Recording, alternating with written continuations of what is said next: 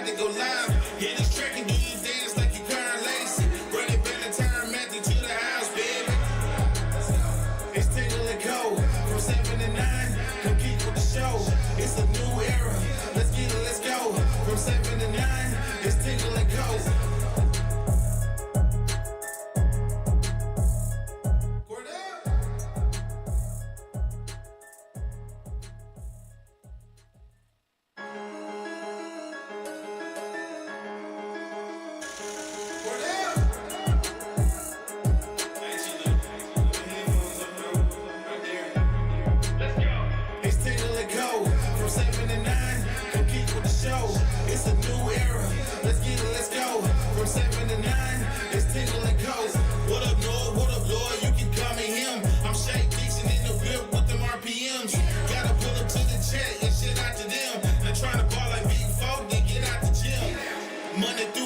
From 7 to 9, when you see that notification, we about to go live. Hit this track and do you dance like you Karen Lacey. Run it back and turn Matthew to the house, baby.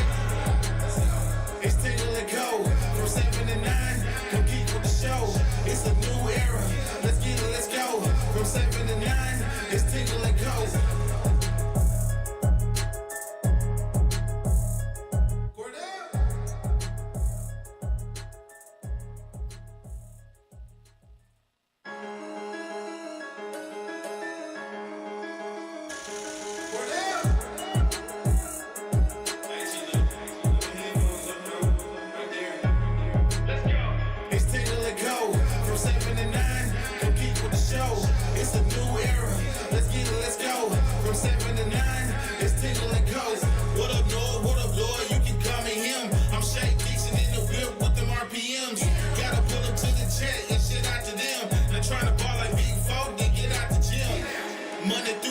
From 7 to 9, when you see that notification, we about to go live. Hit this track and do you dance like you Karen Lacey. Run it back and turn Matthew to the house, baby.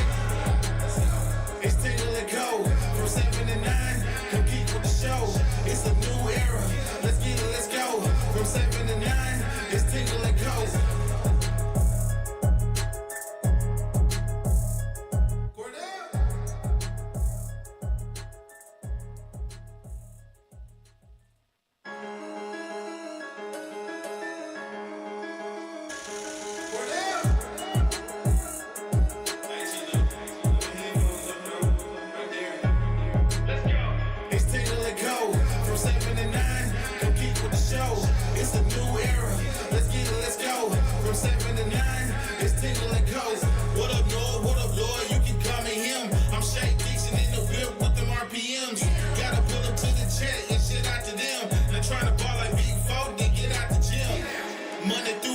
From 7 to 9, when you see that notification, we about to go live.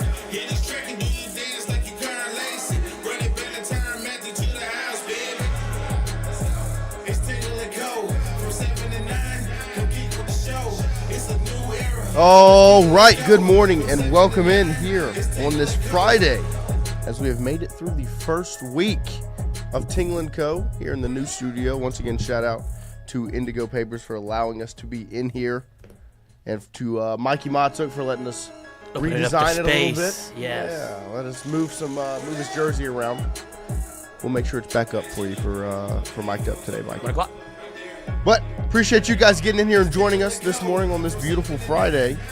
Getting ready for some super regional baseball. It's been a great first week as we are officially underway here at Tingle & Co. And I just want to say thank you to everyone that has tuned in this week, that has shared, that has liked, that has commented, that has subscribed, the whole deal. Thank all of you for being a part of this. Lloyd, thank you for working so hard as we go on from watch parties on Sundays and Mondays to shows, back to watch parties and all the way around. My partner, Lloyd, Courtney, Jonathan, who had been with us every single day up until yesterday, and all of you for being here. Excited for what's next here with Tingle & Co. But it's Friday, LSU baseball, super regionals this weekend. We all know 1 p.m. on Saturday, 5 p.m. on Sunday, LSU versus West Virginia, and they'll play again on Monday if they have to, hopefully. they don't. That's where we'll start. Obviously, we showed you the weather yesterday from Steve Caparotto over at WAFB. It's going to be pretty hot tomorrow in Alec Box. The heat index over 100, and there's a 50% chance of some storms on Sunday. Hopefully, everyone can stay cool that's out there on Saturday and stay dry on Sunday. We don't have any issues because the last thing you want to happen is any sort of weather delay. But we know that the head man over at LSU, Jay Johnson's got a pretty good finger on the pulse of the Louisiana weather and how to handle it when it comes to postseason baseball. Hunter Hall is asking where the haul from the yard sale is. Oh my God. It is in the car. But I will say this. This was the most organized and thought out operation for a sale I have ever seen. Now, I'm used to garage sales and yard sales. An estate sale, I'm assuming, is a tad bit different, where it was just this massive house that we pulled up to. Me and Lloyd, when we were talking about it, we're on the way there, or even before we left, we were wondering, like, what is it even going to look like? How many people are going to be there? Is it going to be worth our time? All these different things. But nevertheless, we decided we're going to make the trip. We're going to go out there, see what they got. Because they had a pretty cool LSU room that they promoted on social media. Thought we could get some cool stuff, and we did. But we get out there, we're turning onto the street that it's on, and there's just a line of cars down the side of the road. So that we turn and we just kind of drive past it, look at what it's got. They've got sheriff deputies working the parking. Like, it was the most unbelievable setup.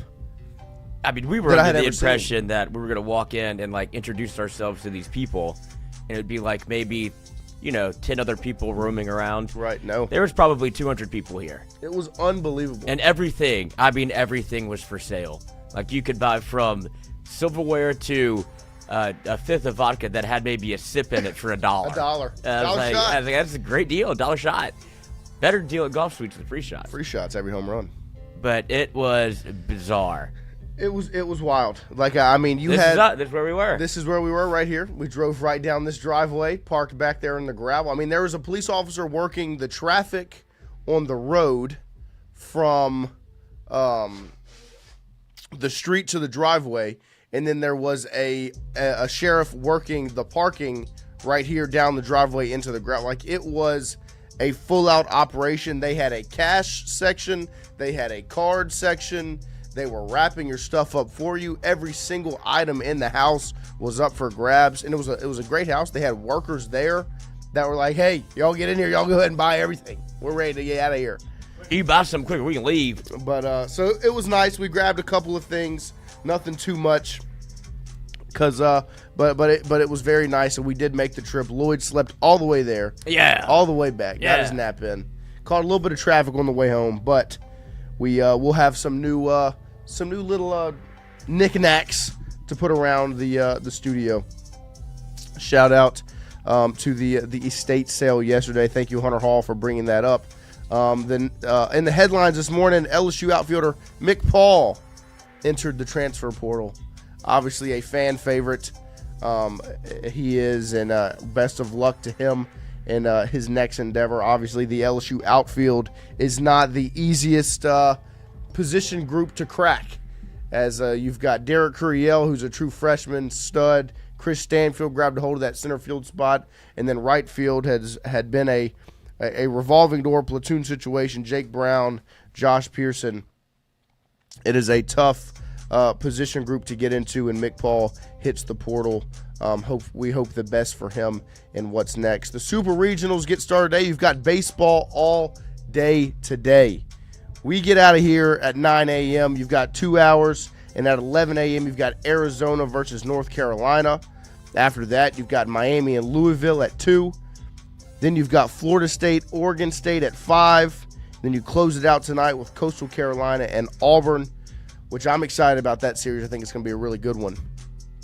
But there you go. You got baseball all day today, as the Super Regionals are going to be underway starting 2 hours after this show at 11 a.m. with Arizona and North Carolina. The final headline, awesome game one of the NBA Finals last night. I asked Lloyd when I first came in if he witnessed it, if he saw it. He did not.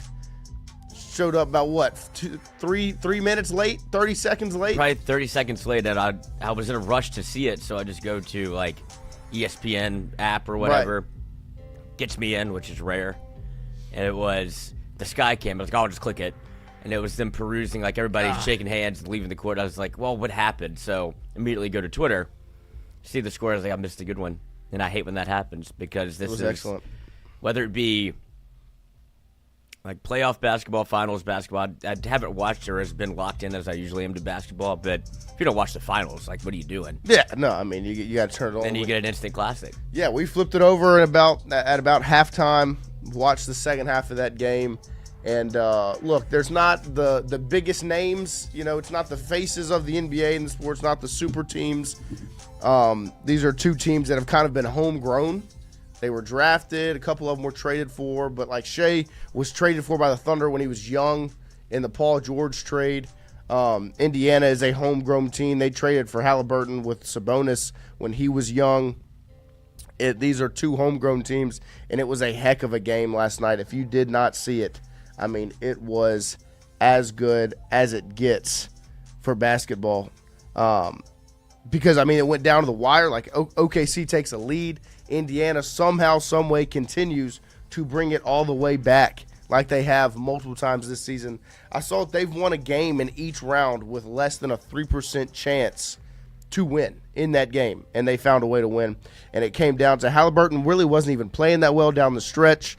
You get a bank shot three from Miles Turner where he hits a 7-footer with a shot fake, side step back, banks it in.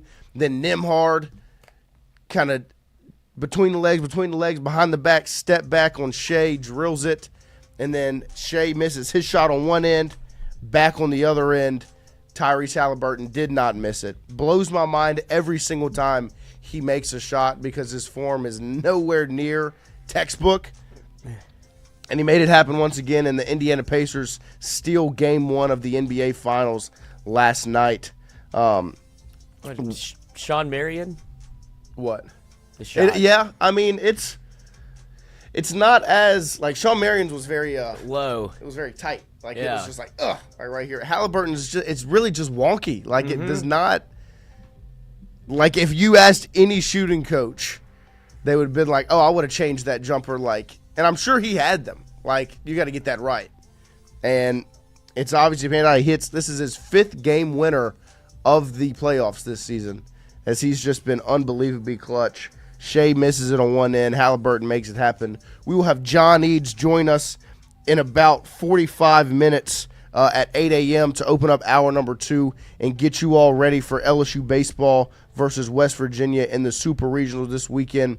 A trip to Omaha on the line. The 2 claps this morning, Kim Mulkey's basketball camp. Everything I've seen, everything I've heard, it was an absolute success.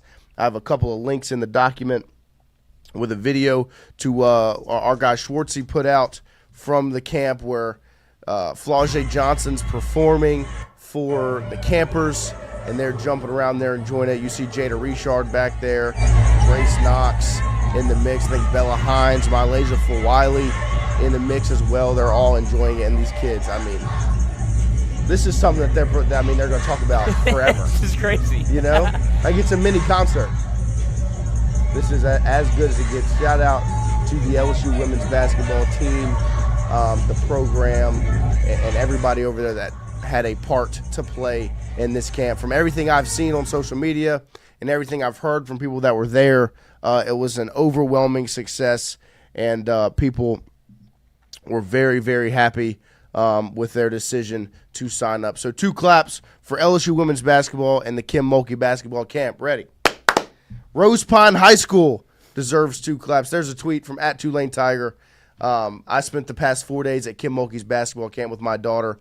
Everyone affiliated with the LSU women's basketball program was genuinely welcoming and attentive throughout. I've never seen so many smiles in one place. At the end of the day, that's what it's about. Amen. Could not have said it better myself. We have some really good relationships with the staff over there with women's basketball, and they are the best.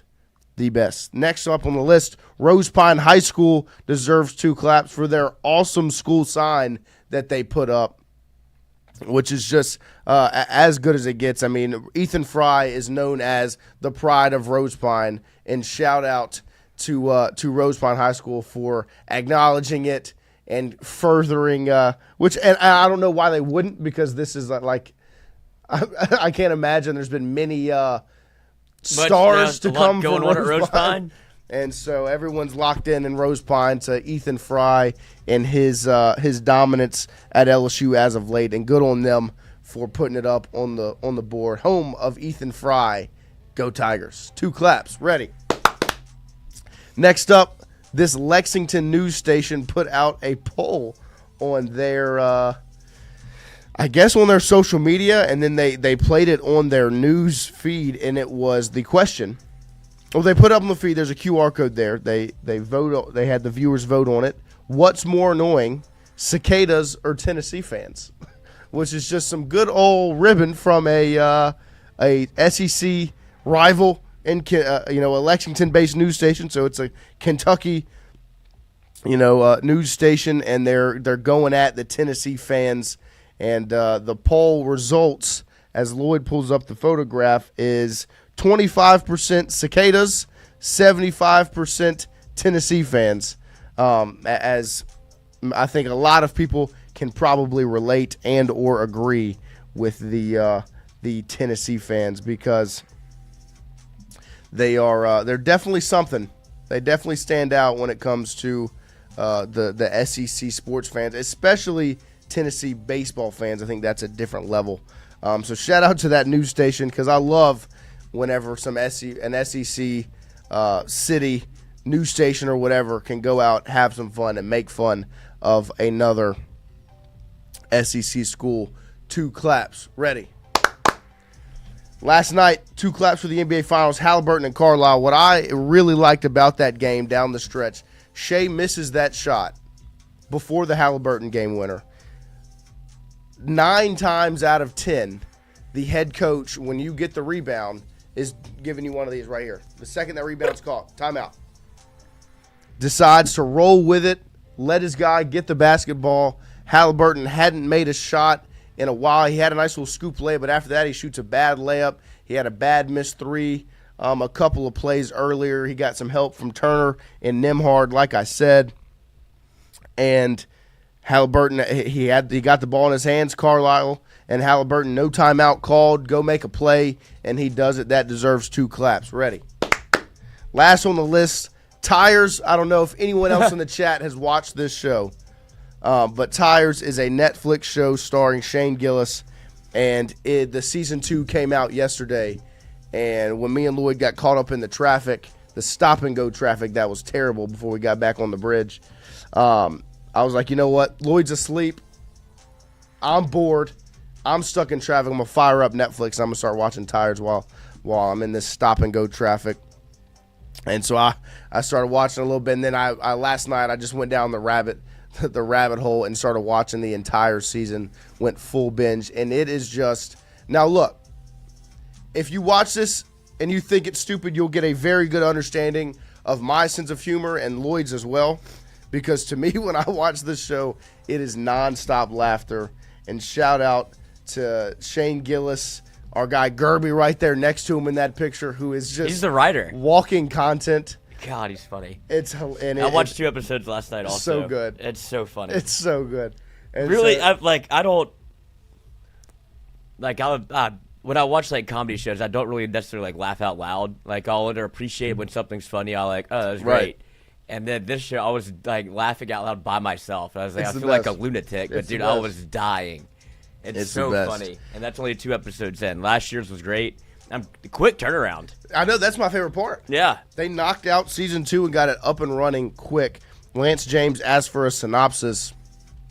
This is just a show where, and this is the best part about this show, is so Shane Gillis has done, countless sketch comedy like throughout his YouTube. Gilly and Keeves, they did sketch comedy. This entire show, the majority of the actors are Shane's friends and the people that he had done the sketch comedy with. And so it's just they all have really good chemistry. And you can tell, like, you can't even tell half the time if they're acting or if it's just like them in real life. right. Because you can tell Shane and Gerby, like in real life, they go at each other all the time. And in the show, it's no different between Shane and Will, the character's name. So make sure, if you haven't watched it, if you want a good laugh, tune in. And if you don't like it, let us know. And if you think it's stupid, then no. Yeah, but you don't have to watch it. You don't have to watch it. But if you love it, then we're all yeah, you're at the right spot. One place together, because it is hilarious. It's as funny as it gets. So Tires deserves 2 claps. Ready. Cordell Music, welcome to the chat. Remember, every single morning when you hear Tingle & Co. get up and running, you hear Cordell, as he did an excellent job on our intro song, our theme song. Let's get it, let's go, from 7 and 9. It's Tingle & Co. Come on. And so shout out to Cordell as he hooked us up with that music. We like to throw a Cordell at bat in, try to get some luck during the watch parties. You can hear some of Cordell's songs played live then. Shout out to him as he joins us today. Like I said, John Eads will join us in about 37 minutes. About 37 minutes, John Eads will be here at 8 a.m. to talk LSU, West Virginia, Super Regional Baseball. It's time, fellas. There's a trip to Omaha on the line this weekend. This is the last show before we will be live from Golf Suites tomorrow. If you're not in Alec Box, make sure you join us at Golf Suites watching LSU baseball. You get a free hour of golf during our watch party if you mention Tingle & Co. Pull up to the bar, come in, watch the game with us. We might even have a mic that you can hop on, give your opinions on. And if you get an Ethan Fry home run, maybe a Curiel home run, Bear Jones home run, Papi home run, every time you get one of those home runs, you know what happens. You get a free shot from the awesome, awesome people over at Golf Suites. Make sure you join us. But like I said, it's time. LSU postseason baseball, a good friend of the show, and one of the best pages to follow on Twitter, at Inside LSU Baseball, did a great little piece on Twitter. Little thread to inform us all about West Virginia. What a couple of things. This is, like we said, we all know, this is their second straight Super.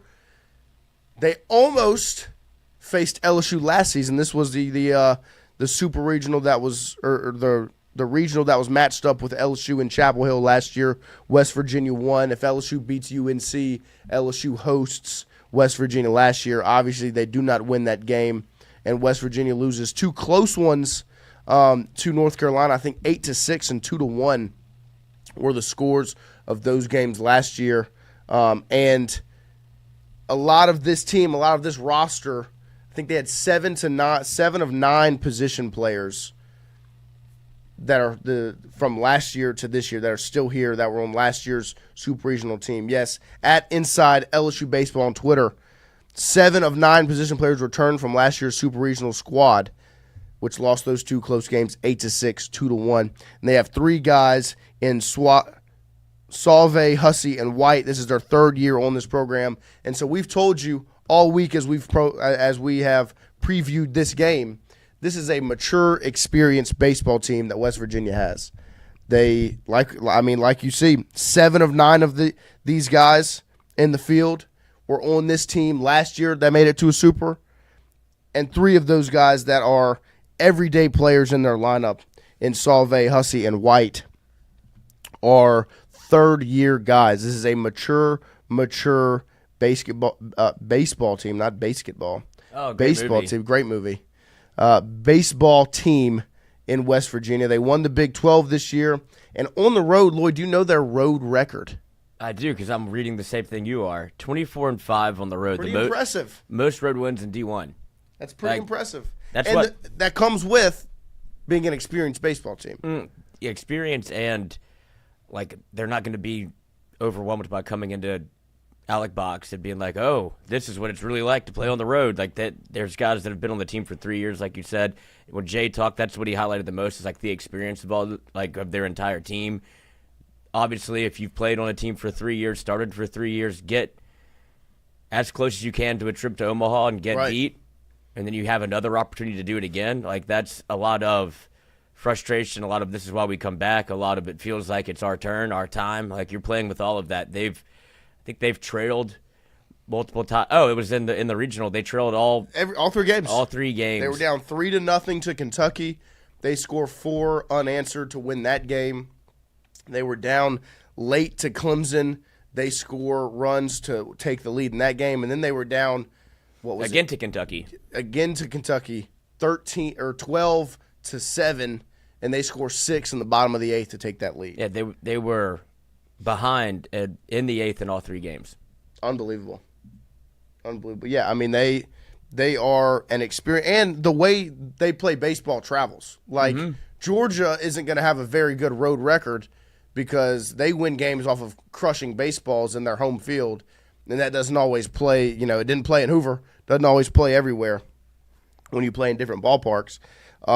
This is a West Virginia team that hits .299, 1 through 9, so it's a balanced attack. They have 5 players over 300, and the other 4 are between .287 and .298. So there's really not like a drop-off from, oh, you've got your 300 guys, but then there's like 2 guys at the bottom of the lineup. They're hitting 210 and 240. Yeah, no, this is 287 through 298.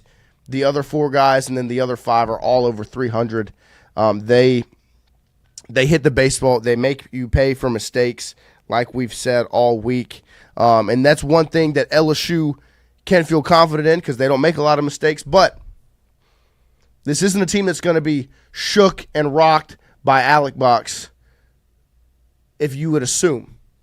Now, if y'all get out there to Alec Box and y'all get that thing rocking, y'all get to screaming, y'all get that place, stadium pulse shaking in the top right-hand corner, you never know what can happen. But I'm excited to watch LSU play against this West Virginia team. And if I'm going to be completely honest, I do feel confident in LSU this weekend. I felt confident going into last weekend in the regionals. And obviously LSU had to play 4 games to close that one out. You needed 3 wins last weekend. This weekend you need 2, and I've said it all week, and most people have as well. It's hard to not feel confident if you're LSU, and all you have to do is go out and win 2 games. Because LSU has 2 guys in Cade Anderson and Anthony Ianson who are 2 of the best in the country. And that's where my confidence lies. Now, this is a West Virginia team that's not going to quit, that's going to roll with the punches, and all of the intangibles that you could ask for and think about, they have. Like, they're going to come in with a chip on their shoulder. They're going to come in. They're not going to be intimidated by Alec Box. They're not going to be intimidated by the LSU logo. They're not going to be intimidated by the intimidator. Like, West Virginia's showing up because they think they deserve to be there and they deserve to be in Omaha. But I still feel really confident in what LSU has, especially defensively, from a pitching standpoint, and in the field. Like, if you go and you watch West Virginia close it out and come back in those games last weekend, they were messy. And that's what they want. They're going to thrive on chaos. But it was messy games to close it out. I mean, like I told you yesterday, I've got mistakes, messy, capitalize on mistakes, walks, hit by pitch, wild pitch, error, messy weekend all around. Like, it was messy when they were able to win and pull it off. Yeah, in 3 games over the regional weekend, they didn't turn a double play on defensively and committed 9 errors, 2 against Kentucky, 2 against Clemson, and 5 versus Kentucky in the final. They're fielding .969, which is 143rd in the nation. Shortstop leads the team in errors with 15.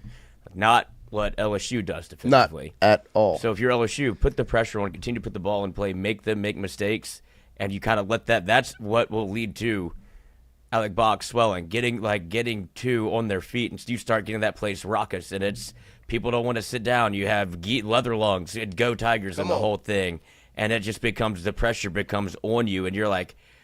You feel like you're in the Coliseum. Yeah. Like, I want to get out of here. Now your pitcher's out throwing strikes, and they have a lot of the guys on the back end of that rotation in the bullpen have trouble throwing strikes and with walks. So That's where LSU, you don't have to be that team that you were last year, where it was you talked about having consistency through the lineup like Kentucky has.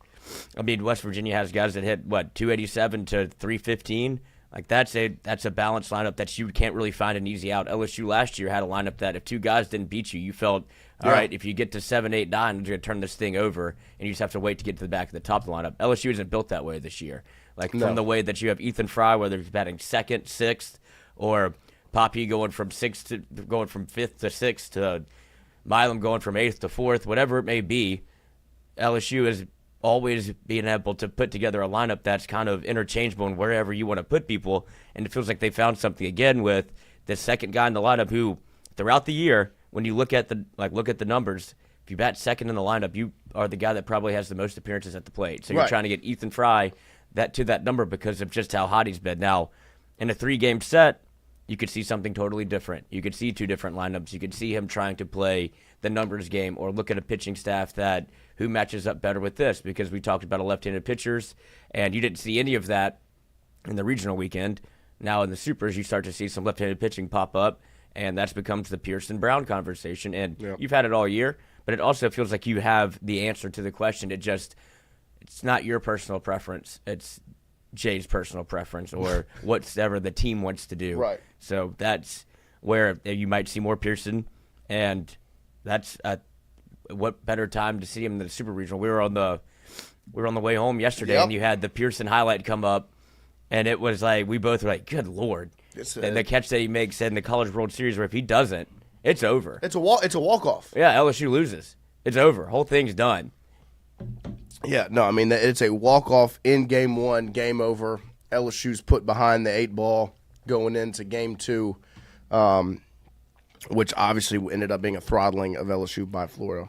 But, yeah, look, and like Lloyd brought up the pitching, I know this is pretty cliche to say, and it's pretty obvious. Game 1, it cannot be stressed how important this Game 1 is for LSU.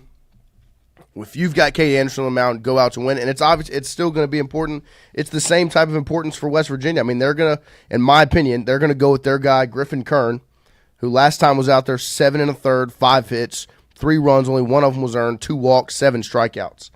He goes deep into games. He's got 100 strikeouts on the season. He's thrown 95 innings. And he's a left-handed pitcher. He's really he's their only true left-handed arm when they go with guys out of the bullpen, whether it's Meyer, Estridge, or Bassinger. Those are all righties.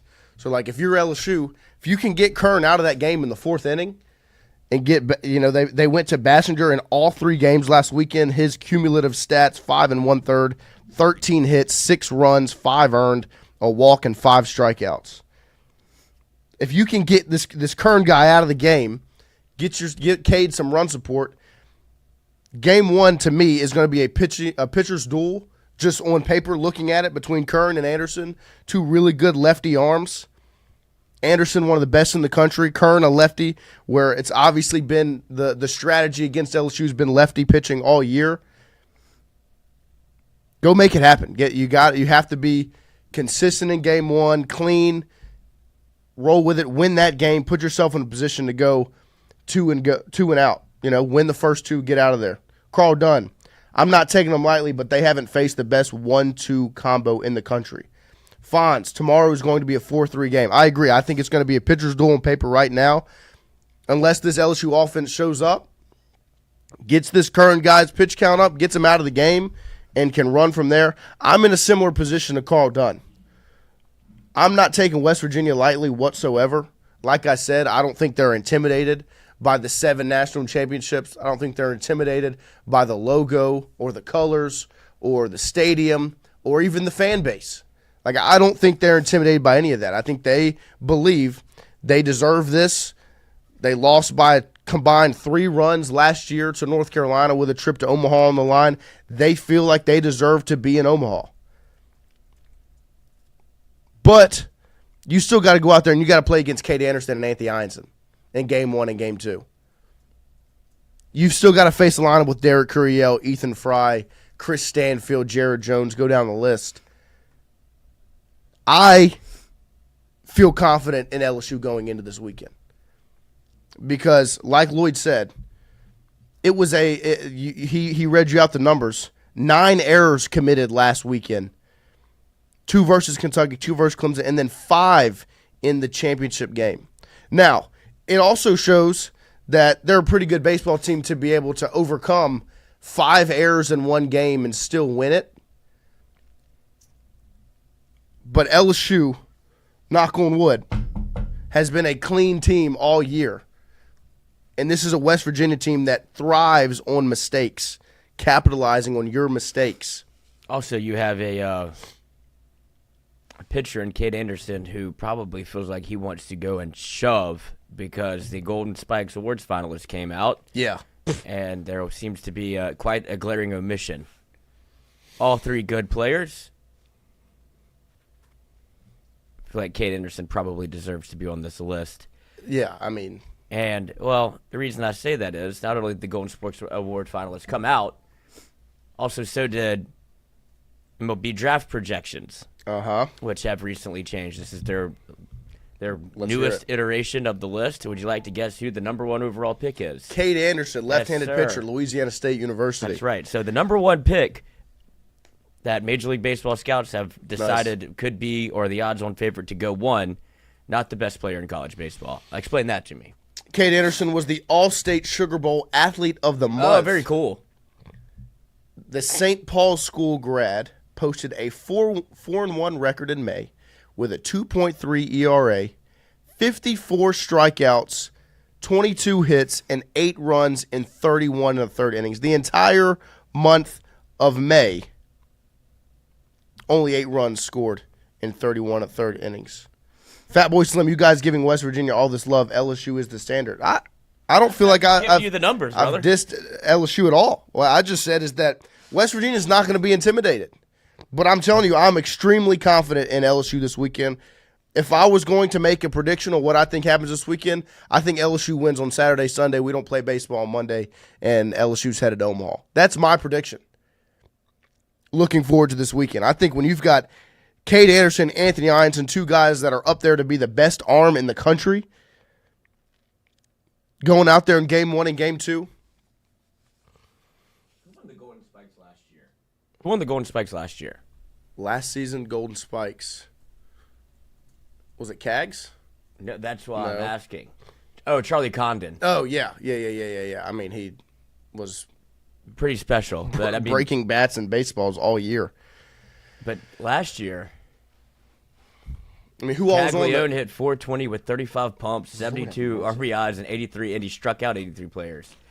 And he wasn't even a finalist. So I got my eye on you, Golden Spikes. Yeah, We're watching. Yeah, I mean, and on top of this, you want to talk about storylines and things. This is Cade Anderson. This is probably, Cade Anderson and Anthony Ianson's last appearances in Alec Bach Stadium in the cathedral of college baseball. You don't think those guys want to go out there and absolutely shove for as long as possible? Like, could be a situation of Jay Johnson walking out to the mound and Cade being like, no, sir.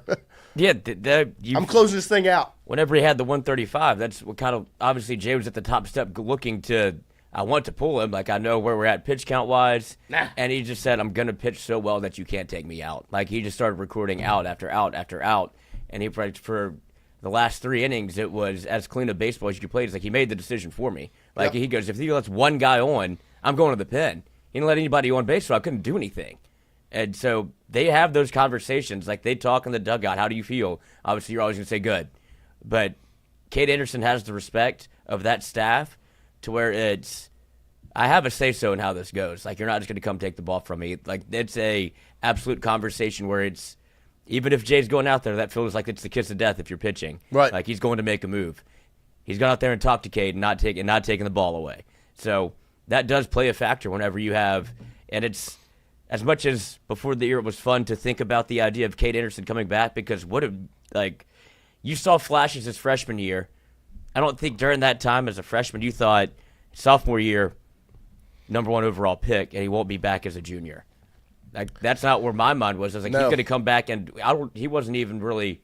Everybody was saying Chase Shores was Friday night guy. Yeah, and you're like, Cade Anderson, if he builds on what he did last year, he absolutely will have a spot in the rotation, and his junior year Friday night guy. And then it just became Cade Anderson never gave it up. Yeah. The only time it hasn't been him is when you have the choice of another guy who's also on your team that you went and got on the would be a Friday night guy at any other school. Any other staff. Much maligned throughout most of the year at LSU, even though the numbers didn't make any sense for you to not like him. Anthony Ianson, also a guy that, like I said, I saw him pitch whenever we were going to the inter-squad games, and he was on the bump, and it was actually against Guidry. He was the other starter. But that's how long ago this was. But that was the first time I'd seen him pitch in person, and Mike and I looked at each other. I was like, that is smooth, brother. Like, it looks so different coming out of his hand where you see something like that, you're like, it's like Michael Vick flicking a football 70 yards. Like, oh, that looks a little bit different than everybody else. It's so low effort, but it was still 93, 95, touching 96, and then he could throw whatever he wanted. And it was like, okay, you got a great one here. And then we talked to Jay about it after we watched him, and he's like, oh, that was one of those that we weren't going to, like, that was a battle. Like, that was a guy that was going up against premier players in the program, like premier colleges in the country, and LSU got the visit first. Didn't let you leave campus. Like, that's where you win those small battles early, and they're paying dividends late, where Jay has obviously been a phenomenal builder of the roster throughout his tenure at LSU, and he continues to do so. But that's just another guy that you had to go snag. You know, like I think he could be a starter in this rotation. You look up, and he's also shooting up draft boards from the 200th ranked player to now he's in the top 50, and you also wouldn't be surprised to see his name called in the first round. Yeah, I mean, and those are the two guys that you're going to throw. And it's going to be their last time throwing in the cathedral of college baseball in front of the best fans in the country. Like, I'm with you. Like, I've said it multiple times. West Virginia is coming in with the mindset of we belong in Omaha. We're not going to back down. You hadn't seen these two yet. You hadn't seen this. What you're about to walk into, you have not seen yet. And on the same token, LSU is going to have the same mindset of we belong in Omaha. Didn't make it last season. You've got a good number of guys that returned. But then on top of that, you had guys that decided, hey, I'm going to LSU for what reason? Why do you think Daniel Dickinson, Anthony Ianson, Chris Stanfield go down the list transferred to LSU? To win a national championship. To go to Omaha. You heard Daniel Dickinson talk about it in an interview. He was like, they took a field trip to Omaha at one point, and when he committed to LSU, that's all he could think about was making it back there, but not on a field trip, in a uniform, on the diamond. And it starts this weekend. LSU versus West Virginia in the Super Regionals, a trip to Omaha on the line. Like I've said, I'm feeling extremely confident what LSU is going to put out there this weekend against the Mountaineers. This is a good baseball team that they're facing in West Virginia. But like Fat Boy Slim said in the chat, LSU is the standard. And he closes it out here. West Virginia F around and find out this weekend. Lloyd, your feeling this weekend. Confident? Always.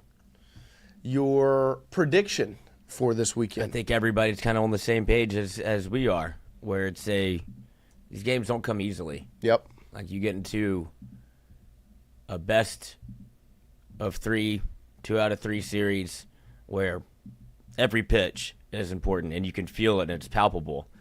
And you don't know, like, what anything can happen in these games. And you saw it, obviously, Arkansas Little Rock, who before it was pitch backwards. You don't need to use Cade Anderson or Anthony Ianson against this team. It'd be a waste. And then because of the performance that you had, that goes to show how good they are. Yeah. Like, what was it, 8-0 in the first matchup with Arkansas Little Rock? 7-0. And you turn around and then it's 2 absolute nut cutters.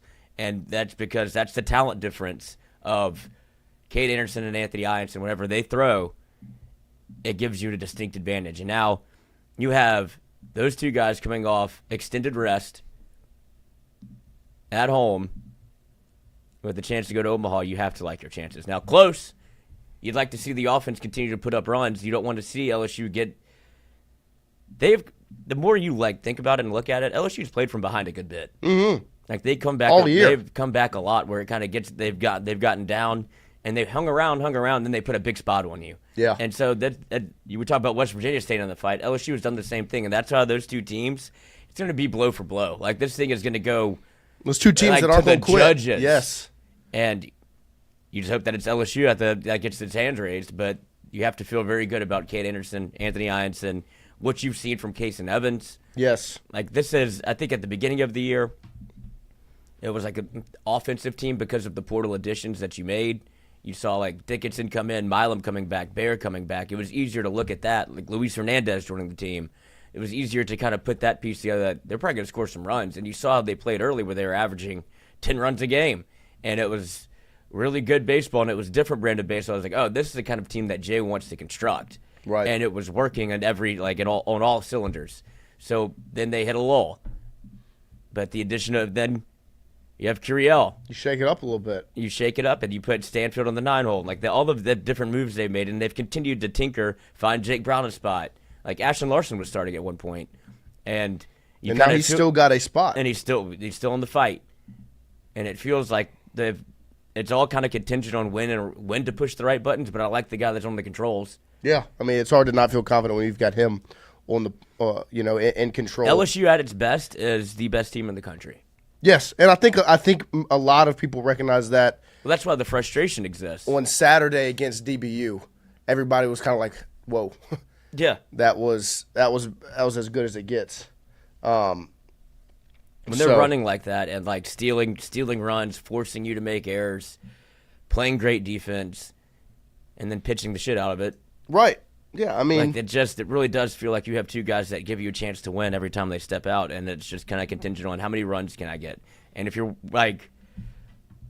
The good thing about going against this West Virginia team is you're not too concerned, I guess, about the Kate Anderson solo shot. That's been the only way he's given up runs. Right. And solo home runs aren't going to kill you if he does. It's the ones that are the 3-run momentum swings where it's a 3-run shot and now you're out the game. Kate Anderson has just given up the solo shot and everybody else he strikes out. What are Anderson and Ianson's walk numbers on the season? Because that's going to be an interesting like we talk about West Virginia capitalizing on mistakes. And LSU is a clean baseball team defensively. They don't make a lot of errors. They make a lot of They make plays that they shouldn't even be out. Like you wouldn't even expect them to make. They make the tough play look routine. Play look yeah, exactly. And the normal play, the routine play, that very rarely do they make a mistake. The one place where LSU has made mistakes this season, and it was a concern earlier in the year. You saw it the other night against Little Rock in the second game. In what was it, game 3, where there was 11 players walked. Walk numbers are the one thing that West Virginia draws a lot of them. They drew a lot of them last week in their regional. What are the numbers for the two aces for LSU on walks? Kate Anderson in 16 appearances has 26 walks. Mm-hmm. Anthony Ianson in 17 appearances, 32 walks. Yeah, so I mean it's not a lot. That's not a lot at all. That's what you're feeling confident in with those two guys on the mound, that they're not going to give up free bases. Fewer than 2 walks a game from Ianson.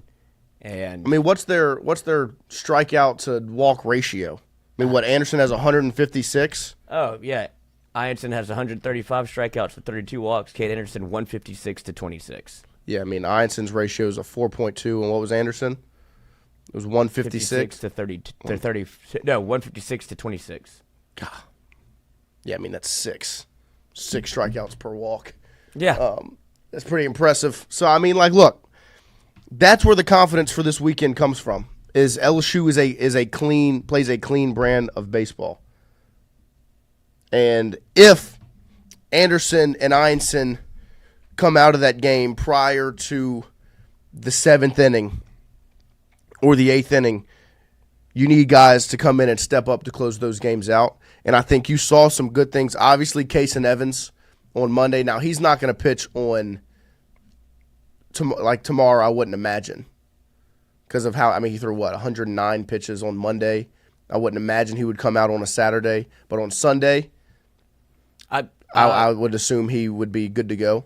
I would not be surprised if he pitches tomorrow. Really? Just I understand the workload, but I also understand if you're in a spot where LSU's up and you have a chance to win it, I think that's your guy. Yeah, if you only have to go get 6 outs, go get him. I think you go get them. And if that's the hard calls you have to make. Like, do I have a chance to win? I mean, they obviously are privy to more information. They get to see Case and Evans this entire week. Right. Like, how do you feel? We're just what assuming based like? off of the number of days. Right. And that's the most pitches he's thrown. But also he's had 5 days off. Like, you go Tuesday, Wednesday, Thursday, Friday, Saturday will be the 5th day. And if it's just to go, you don't have to go 106, buddy. No, just go get me 20. If that. Just give me 6 outs. Maybe 12. Yeah. And yeah, but I think if that's and I could be wrong, but I'm just thinking of because of I like it. Well, just because of what happened with Cowan and the way that you saw that go, you have your supreme confidence in Case and Evans. Oh my gosh, yeah. Go get you one. Yeah. And then you have Ianson, and then you figure out Well, then you've got Shores, you've got Cooper Williams, who looked excellent. And that's why that conversation even existed, because of how good Newt looked, how good Myers looked, how good Shores looked leading up to the regional. And I tried to say, I was like, that's a 1-game sample size. Yeah. And everybody was hooked on it. Then you see it happen, and it's, no, that's not what you should do. But you also have, throughout the year, you've seen Myers get better. You've seen Shores flash. You've seen Cooper Williams come up huge and keep you in a baseball game. Yeah. Like, they have guys. It's just a matter of if they have their right stuff that day. And Case and Evans continues to go out there and gives you the best opportunity to win, especially if you have a lead. Yeah. And if it's 20 pitches, I could be wrong. Like I said, if they would have given one more day, but I don't know if that is as important as getting a win as to see if he has better stuff the next day. Game 1 is the game. Like, if you're LSU, your confidence relies in, those 2 arms, so that means you win in Game 1 and Game 2. Like, your confidence would shift, Lloyd, if it goes to a Game 3? Oh, I mean, no, it doesn't shift. It just becomes 1-1. It's anything that's exactly like Arkansas Little Rock, where it's just, it doesn't matter if have the lowest RPI of anybody in the tournament. Right, it's postseason baseball. If you have a losing record, none of that matters if we're in the same spot. And LSU, obviously, if you don't have Cade Anderson and Anthony Ianson, or it feels like you wasted one of those starts because you don't get a win, yeah, you do look, because that's when you start going, how many arms did you use? Yeah. How did those losses look? And Jay said it when we talked to him on Monday, when he was like, they kind of made the decision for me. Like, whenever it was going to be one of my guys out the pen, it was going to be Case and Evans in a close ball game, and then it kind of, the lead ballooned. LSU is kind of out the fight, and he goes, okay, well, it makes my decision for me. And so if LSU loses wins a 4-1 game and then loses 6-1, you probably won't see Case and Evans in that game too. Right. Like, if it's a situation in which I don't know if we're going to be able to come back, I'm saving him. That's the decisions he has to make. Yeah, but if he hasn't thrown and you have him for Game 3, I think that tips the scale a little bit. Yeah, no, I agree. I'm excited for LSU baseball this weekend. Like I said, I'm confident in what the Tigers have and this matchup they have with West Virginia. As good as West Virginia is, and as much as respect I have for their program and the way they play baseball and get the job done, because that's what I love. I love a team that's not going to quit, that's going to score 6 runs in the bottom of the 8th and come back and take the lead 13-12 in a regional final and play scrappy and pesky like that. But this is the standard of college baseball. This is the cathedral of college baseball you're walking into. This is the best fan base in sports in LSU. Yeah, you say you like that till you see it. And it's going to, I mean, like, you can love, you can love baseball. You can love kind of going against the grain. You can love adversity as much as you want. And you can say you love adversity as much as you want.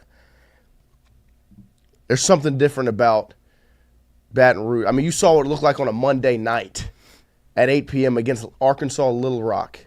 This is a super regional trip to Omaha on the line. Ace on the bump, one of the best pitchers in the country. It's not officially announced, but I would assume Cade Anderson's going to be the guy on the mound tomorrow for LSU. That would be the other, because of Anthony Ianson only threw 20 pitches in that, Monday night game. Mm-hmm. I do wonder, because of his ability to recover quickly, that's why Jay cited him being able to pitch on Monday, is if they try to turn it around and throw him again, so you have that opportunity again on a Game 3. But I don't know. I think it makes more sense to go Cade Anderson because of the rest. Because he's on 7 days. You're right. He needs to throw. Yeah. If he doesn't pitch tomorrow, he would be pitching on Sunday on 8 days rest. Yeah, so that's where, and then you can see, I don't know, the competitor that Kate Anderson is, I could see him coming in the Game 3 also. Oh, yeah. I mean, you've got those two guys are dogs. And that's what Jay talked about after the last win, was that it was a character win. And I think that win for LSU against Arkansas Little Rock, regardless of the opponent, like we've said, this is postseason baseball, and that was a scorching hot baseball team that exploded for 5 runs in the second against one of your best bullpen arms. I think that LSU has a little extra pep in their step after Monday of we know how to do that. We know what we're doing. We know who we are. We've got Kate Anderson, Anthony Ianson on the bump. Let's ride. And I'm extremely excited to see what it looks like this weekend for LSU starting tomorrow at 1 p.m. I expect Alec Box to be rocking, absolutely rocking. West Virginia can talk about adversity, they can be that pesky, scrappy team. Let them. Welcome to Alec Box Stadium. Let me introduce you to the LSU baseball fan base. And I would also like to introduce you to Kate Anderson and Anthony Ianson, the two best arms in the country that rock purple and gold and are wanting to show out in their last performance in front of the best fan base in the world.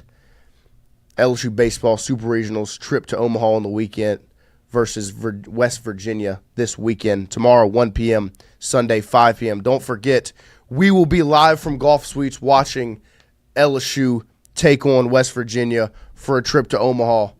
You can get a free hour of golf if you show up and mention us during our watch party. Come and join us. Watch the game with us. We'll be live post-game as well. I'm sure we'll be taking phone calls. I'm sure it'll be what it is. It'll be rocking after the game, regardless of a win or a loss. We'll be taking phone calls. We'll be talking to everybody. If we're still up and rolling when you leave Alec Box and you want to try to sneak over, come on. The game's at 1 p.m. We can go all night long. It's a little different than the 8 o'clocker if you tried to leave the box and come by. It was about 12:30 and we were wrapping up, and he's like, we could go until about 1. Yeah. And then he's like, well, y'all just got to fit. We don't have a choice. We don't have a choice. Right, we got to lock the doors. Yep. But this will be a much easier transition for people to be able to come through, swing by, come watch the game with us. If you're not in the number, come be amongst friends. Yes. It makes it easier. I don't know if it makes it easier or harder, but it certainly is it's more entertaining. It's a passionate bunch. It is. That if you care about LSU and you want to see a dub, you're with the right people. So join us at Golf Suites. I'll hold your hand if you want. Lloyd will hold your hand for 4 hours on end. Join us at Golf Suites this weekend off Segan Lane here in Baton Rouge. Whether it's during the game or after the game on Saturday and Sunday, join us at Golf Suites. Great food, great people, great drink, and you can get a free hour of golf if you show up during our watch party. Number 2 here this morning, we will have John Eads join us to break down LSU versus West Virginia even more right after this.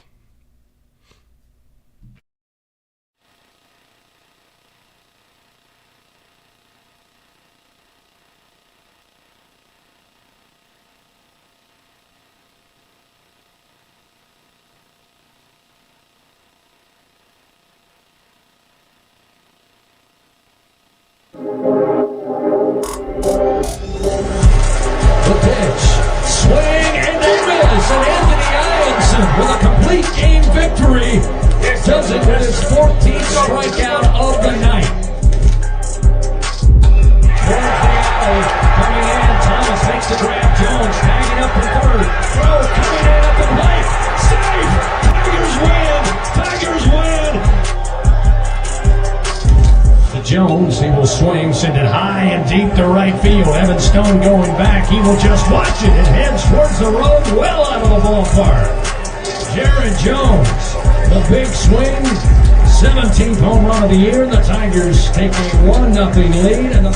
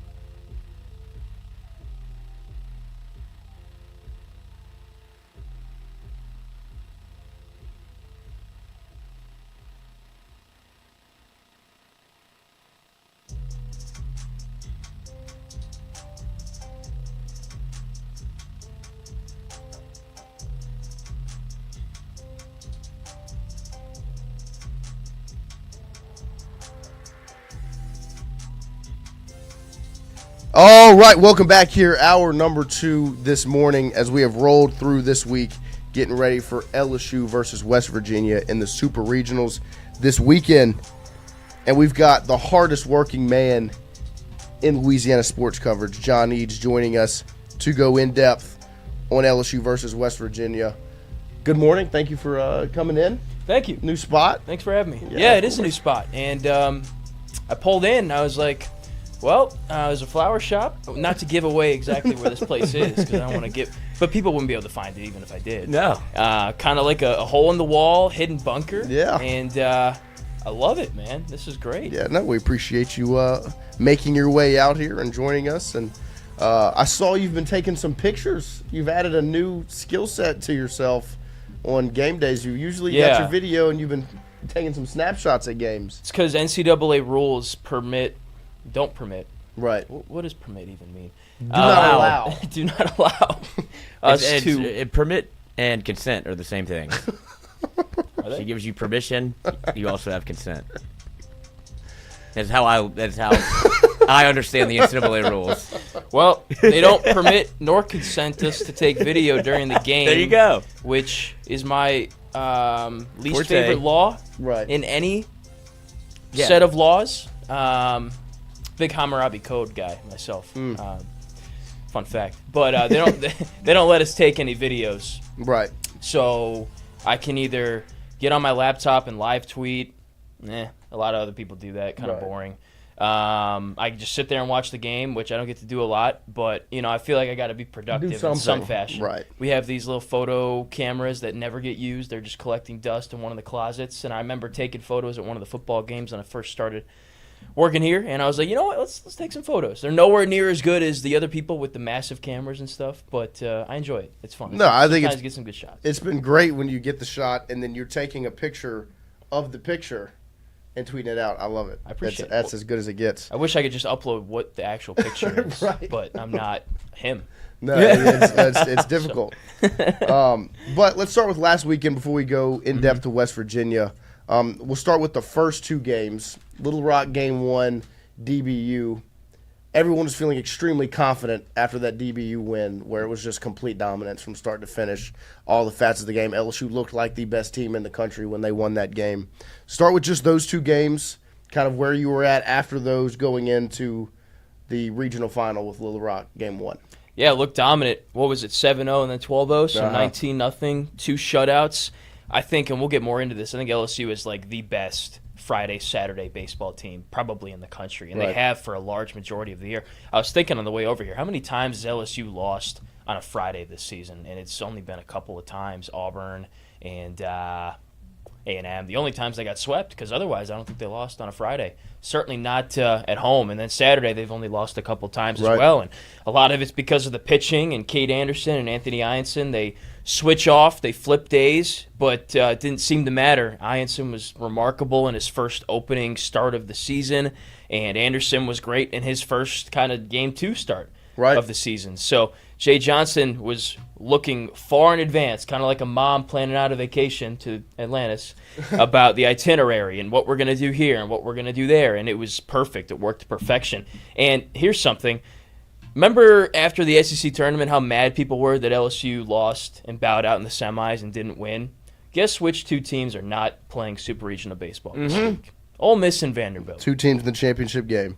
Yep. So my thing was, you know what, guys? Just be patient. They didn't win the SEC tournament. You'd love to win every tournament you play in. But this isn't the end-all, be-all. Would you rather have Lloyd or Noah a SEC tournament championship or a national championship? Which one means more to you? Probably a national championship, I would say. That was my whole thing. Yeah. Like, I don't understand. Like, I guess people they can't see the forest for the trees. Like, what do you care? Like, an SEC banner does what for you? If you're at home doing it, should be like, would you rather take it one step closer? Would you rather host a super regional or win the SEC tournament? Yeah. Like, and you've seen Jay do this multiple times where it's been, if I think we're good enough, or I think I know where my team lies. Like, you saw bow out in 2023. It was like, all right, we got some work in, let's go home. And if you want to go in there and win, it's more taxing on your staff, more taxing on your team. And it's like, okay, you want to get momentum going. It's like, went in there, took 1. got your people some work, and then you'd set you up for Anthony Einstein to be able to pitch the way that he was. Yep. Like, you don't have, if he starts one the next day, and then that throws off the schedule. So he was looking forward to both of these dates, and he knows how his staff operates, and it clearly was a plan of his that worked out perfectly. And he knew that he was going to bring him back for that last inning or so against Little Rock. So even if he didn't pitch the first game of the SEC tournament, like, at a certain point, those innings and that lack of rest is going to catch up to you. And he would not have been able to, I don't think, pitch that last handful of innings against Little Rock to seal up the regional had he pitched later in that SEC tournament. So I just wanted to say that. Like, Vanderbilt and Ole Miss looked really good coming out of the SEC tournament, and here they are. They lost in the regional. So LSU was fresh, rested. They played like it in the first 2 games. The third game against Little Rock there was a weird day, like one of those where every ball bounced Little Rock's way. Tanner Reeves hits what could have been a double down the right field line, but instead their first baseman is shifted, dives, double play, makes the grab. Their shortstop made lands 0 on the errors. base. Yeah. And then Cano just had a day. It was just one of those days. He's a 210 hitter. Yeah, it happens. It's baseball, and sometimes the ball bounces your way, sometimes it doesn't. Very hot team, pesky team. Even when Jared hit that home run over center field, that center fielder was like inches away from grabbing it, man. Bo Jackson. It's like that annoying little brother that you just can't seem to put away. No disrespect to Little Rock, all the respect in the world for him. Yes. And they finally did. So they got over a large hump there, and hopefully that propels them into a big week against West Virginia. It's just like last year. Right. It was a great test, too. Like, for some of those guys that haven't played postseason ball or played a major role in postseason baseball, it's like, this is what it's like. It doesn't matter who you're playing. Mikey always said it's a faceless opponent. Yep. Nameless opponent. It doesn't matter who it is. You're there to play baseball. You're there to win. But to be in those moments and to be able to be like, okay, I can perform in this. Like, Daniel Dickinson's never played in a regional at home. He's never played in a super regional. But you can see what he's made of. And for those guys to get that experience and now come in and have it be competitive, you could kind of exhale a little bit going into a super like, all right, I know what we're in for. Yeah, no, definitely. And then looking forward to this weekend. We were talking about it before, and you just brought it up about Fridays and Saturdays with those 2 guys pitching. That's where my confidence lies going into this weekend, is that your goal is to win 2 games. And I don't think there's a team in the country better fit to win 2 games than LSU because of those 2 guys they have on the bump. Sets you up well. I mean, they're going to give you bare minimum 6 1/3 from a starting standpoint, and it's going to be really good stuff. And then since this is more of a you need to win 2 out of 3 kind of thing, it just sets them up a lot better because you're not going deep into that bullpen and having to get tested on your depth. Cade Anderson said before the season that LSU has 3 different teams that can win a national championship. I think they have 2. I don't know if they have the 3rd yet or the 4th, and you're going to need those to win in Omaha, but you got to get there first. All you need is 2 wins, and the first 2 teams that you're going to see from LSU are phenomenal. And I think it's a pretty good matchup against West Virginia because it's kind of a strange team in the sense that, unlike DBU, there's not a lot of power. They don't field the ball particularly well. They have some decent pitching, but it's not like a lineup that scares you a lot. And it's more of they take advantage of your mistakes to put up runs and to make things happen. And unfortunately for them, LSU does not make a lot of mistakes. Right. Yeah, and getting into it about West Virginia this weekend, their lineup, we were talking about it before. I mean, they have 5 guys batting 300. The other 4 guys are from 287 to 298, very balanced. But like you said, not a home run hitting team. They got 1 guy with 10 homers. They've got, they don't have anyone but not else. A lot. Yeah. He's the only double-digit homer guy, I think, and that's Kyle West you're referring to. Yeah. And they have multiple guys that have double-digit doubles. Like, they hit singles, they hit doubles. Yeah. To talk about their lineup and kind of what LSU's going to be facing this weekend. Very contact-oriented, which obviously it's baseball. That's how you put the ball in play typically. Right. But it really is, and not from the sense of home runs. They do have some power in the sense that they hit a lot of doubles, as you mentioned, but just not a lot of go-yard stuff. And that gives me a lot of confidence, especially with Anderson and Ianson, because this season they really haven't been hit around the yard all that much. Like, Anderson will give up the occasional solo home run. Early in the year, there'd be like back-to-back solo home runs and whatnot, which won't lose you baseball games. Ianson will get into trouble in innings, but it's more so from a single here, a walk here. And then Jay Johnson has said it like multiple times this year. He's the best pitcher he's ever had at getting out of jams and whatnot. And I think that'll be the difference in Game 2. Like, West Virginia will probably get on base a little bit. They might load the bases up. They might get guys in scoring position. If they can get that timely hit, then LSU might be in trouble. They did that against Kentucky. They put up 6 runs in 2 different innings, right? But they did that via a single here, a walk here, and then they got that big swing. If they can get that big swing against Ianson in Game 2, I don't think they're even going to be in the situation against Anderson, which is why I'm just talking about Ianson. Then they might put up a nice fight and potentially steal a game. But I have reason to believe they won't do that. It's a lineup that's kind of built like LSU's. They have a lefty that leads off, Skylar King. He hits 298, 29 walks. So kind of like Curriel, he takes his walks. Not a lot. He doesn't lead the team. He's also struck out 29 times, which is a decent amount. And their 9-hole hitters are really good. Armani Guzman, 337 with 22 RBI, and he's 16 of 18 on stolen bags. So he's kind of like Stanfield, not from a stolen base standpoint, because LSU really didn't steal that many bases, but a high average and a good contact hitter at the bottom of your lineup to flip things over. Right. And as far as like the construction of it, I don't really know who Jay wants to go with, Cade or Anthony, if he goes back to how it's been all year or if he has some kind of strategic thing in place, because there are a lot of switch hitters in this lineup. Like I was going through and looking, we got a lot of lefties, a lot of righties. There's like 4 switch hitters in this West Virginia lineup. That's got to be something that they recruit for specifically, and that might be a reason why they're so contact heavy, is that they can switch a lot, obviously, and there's a lot of versatility. So if you're looking to try to guess who the starter would be based on construction, it's going to be hard to do that, because they have like 2 or 3 true righties. Everybody else is either a lefty or a switch hitter. So that might make it difficult. I don't know if LSU's seen a team like that this year that has that many switch hitters. Yeah, and then on the flip side, the pitching for West Virginia. Obviously, and my thought process is that they're going to go with Kern against LSU. That's their starting lefty. Yep. And obviously the theme against LSU throughout the year has been throw a lefty to try to put this lineup down. Talk about the arms that West Virginia has, kind of what LSU's going to go up against. Yeah, Kern's their best guy. First team All Big 12. Went 7 1/3 against Kentucky, allowed just 1 run. 100 strikeouts, 29 walks, so does not give a lot of free passes away, and a 3.13 ERA in 95 innings. So good numbers, and you mentioned it, lefties, starting lefties especially, and LSU's batting order haven't gone together extremely well this season. So that's going to be a test. I think this first game is going to be a true pitcher's duel, kind of like a Pico Con-esque game, or all the games we saw in Texas A&M. And LSU's won some of those. They have lost some of those. So I think the onus is really going to be upon the Tigers to, when they get free passes, convert. And West Virginia's fielding percentage is extremely low. I think they committed 9 errors in the regional. So you're going to get some opportunities. You might get a infield single that turns into a 2-bagger because there's an overthrow or a misplayed ball.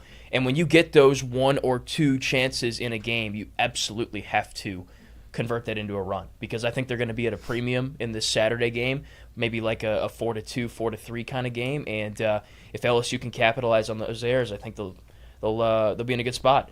So Kern's obviously their guy. I think where they lack is in the bullpen. They don't have a ton of depth there, and it's not going to factor into this series, I don't think, that much, because it's not a regional format where you might play 4 or 5 games. It's 3 max. Their second starter's pretty good, Jack Kartsonis, 64 1/3 innings pitched, under a sub-3 ERA, averages about 11 strikeouts per 9 innings, and has only given up 16 walks. He was second team all-conference. They had somebody else that started for a majority of the season, but he wasn't performing very well, so he took over. That's why his innings are kind of low, is because he didn't take over as a starting guy until about April. Gave him 5 1/3, allowed 2 runs in his last start in the Clemson regional there, and then they went to the bullpen. And as I mentioned, they have some good bullpen arms, but it's top-heavy, and everybody's got an ERA above at least 3, potentially 4. So there's some decent arms back there, but they really rely on 2 guys. It's Carson Estridge and then Reese Bassinger. Those 2 combined for over half of the bullpen innings in the Clemson regional. So I mean, Bassinger pitched in all 3 games. Yes, and I think Estridge appeared multiple times as well. So they combined for 7 2/3 of the 13 1/3 bullpen innings. So that's why I'm trying to say that, there's not a lot of depth behind those 2, but it may not matter in a series like this, where Kern's probably going to give you a majority of the first game, and then Kartsonis will give you a majority of the second, and then you piece those guys in where you can. So it's a good team. If you make it to this round, this stage, top 16 team in the country, you better have a good team, but there are flaws, there are weaknesses. I think they are West Virginia's fielding, their lack of power, and then the lack of depth in the bullpen. So if you can attack any of those, I think you're in a good spot. And then on the same kind of conversation, talking about their arms, talk about LSU's bats. What you saw last weekend, kind of where that's at. Obviously, Game 3 was kind of rough, but you saw in Game 4 where Luis Hernandez wakes up for 2 homers. You got Ethan Fry, who might have the hottest bat in the world right now. Jared Jones finally gets the monkey off his back and hits that homer to close it out. Talk about where this lineup is right now and kind of your expectations going into this weekend. Yeah, it looked really good. I'd say that was one of the most complete performances they've had all year. And they had that multiple times, I would say, throughout this regional where everybody was producing, especially in Game 1. Everybody in the starting lineup got on base at least one time. So that's what this lineup is capable of. I remember Lloyd, myself, and Andre Champagne, we were talking about who needs to step up in this regional, and all the guys that we thought needed to really did. Derek Curiel returned to form, and he just completely transforms this lineup when he is on, and not just when he puts the ball in play, but when he's just getting on base at all. It makes things a lot different for LSU. Stephen Milam as well needed a bounce-back performance, and I'd say he had a pretty good regional. He got on base multiple times, had some timely hits. Would like to see that power return at some point. Yes. Maybe that's in the cards for this weekend. And top to bottom, I thought everybody produced. Daniel Dickinson had a big Game 1. Fry was off a little bit. I think against Dallas Baptist, he didn't have a hit. Or maybe it was Little Rock on that Sunday matchup, one of the games. But when you think of Ethan Fry, you think of home runs and power over the weekend, and that's all you think about, in my opinion. So 117 off the bat, double to score 3. He's leading the team in average, I believe, now. So at about 360. You had to hit it that hard, that center fielder. No way to get one past him. Unbelievable. Even if you hit it over the wall. It looked like he was going to bring one back. He was upset with himself he didn't. It's like, I haven't seen anybody try to climb that wall this year. He got up there. That was impressive. It was. I think someone from that regional is going to end up on LSU's team next year. Just like Zach Cowan did last year. I think Jay Johnson, obviously watched every game. There's one guy, maybe two. They're not going to be extremely heavy in the portal this offseason, from what I understand. But I think somebody from that regional, one of the teams, if they enter the portal, they will end up at LSU. So bookmark that. But there we go. I thought the lineup was great. I remember having conversation with fans before the Monday game. They're like, "Oh, Jared Jones needs new eyes. Jared Jones needs to wear those Batman glasses in the box. Maybe he'll get a hit then." I'm like, guys, he's a power hitter. He's in a slump. This stuff happens. Right. All it takes is one swing for him to break out of the slump. And what happened, Lloyd? He got the one swing. One swing. It was a single, and then what does he do later? He hits the home run. And his first at bat, he hit the ball hard. Yes. Like that's what I was. We were doing the watch party. That's what I was like. That counts for something. It was like a good at bat. Because Mikey always you're chasing a barrel. Put a bat you just on want it. it to feel good. Yep. And then he put a barrel on the ball. Next one, he shoots a single to the opposite field. Lead You're like, off okay, single. Yep. This is more of what this is when he plays well. And then you see he gets to lean back on one. You're like, okay, and you needed it too. It wasn't. Yes. It was Insurance. It was The insurance two-run of the cushion. highest regard. Yes. So what I'm curious about now is if the lineup changes we what I saw was in just that about to last ask game. you. See? Yep. So we spent a decent amount of There time you go. together.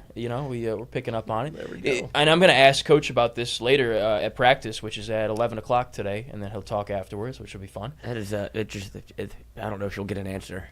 Well, we're not going to get an answer, but I'm going to try to frame the question in a way that maybe could lead you to read the tea leaves a little There you bit, go. and that's kind of what you got to do.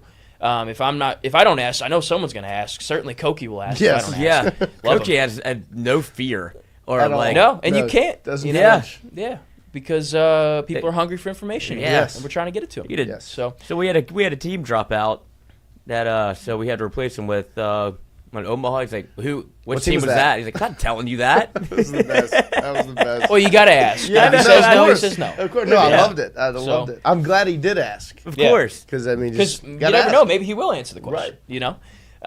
So I kind of want to see, and we may not know until they release the starting lineup for Game 1 if they're going to stick with what they did, which was moving Stanfield up, moving Jones down, and kind of just kicking guys up and down a little bit. It worked out well, but I wonder if that was just a one-game thing to get it back the way it was, or if they're going to go back to how it was all year now that Jared's got some confidence back and Right. things of that nature. But Jay spent like 2 or 3 minutes after the game explaining why he made each move. And he even said that he put up the lineup in the locker room and wrote down what each guy's responsibility was for that game. And it all made sense. He's a madman. He is. But it works. There's a method to No, that madness. 100%. So I'll be curious to see what they do with the lineup there because those changes worked out quite well.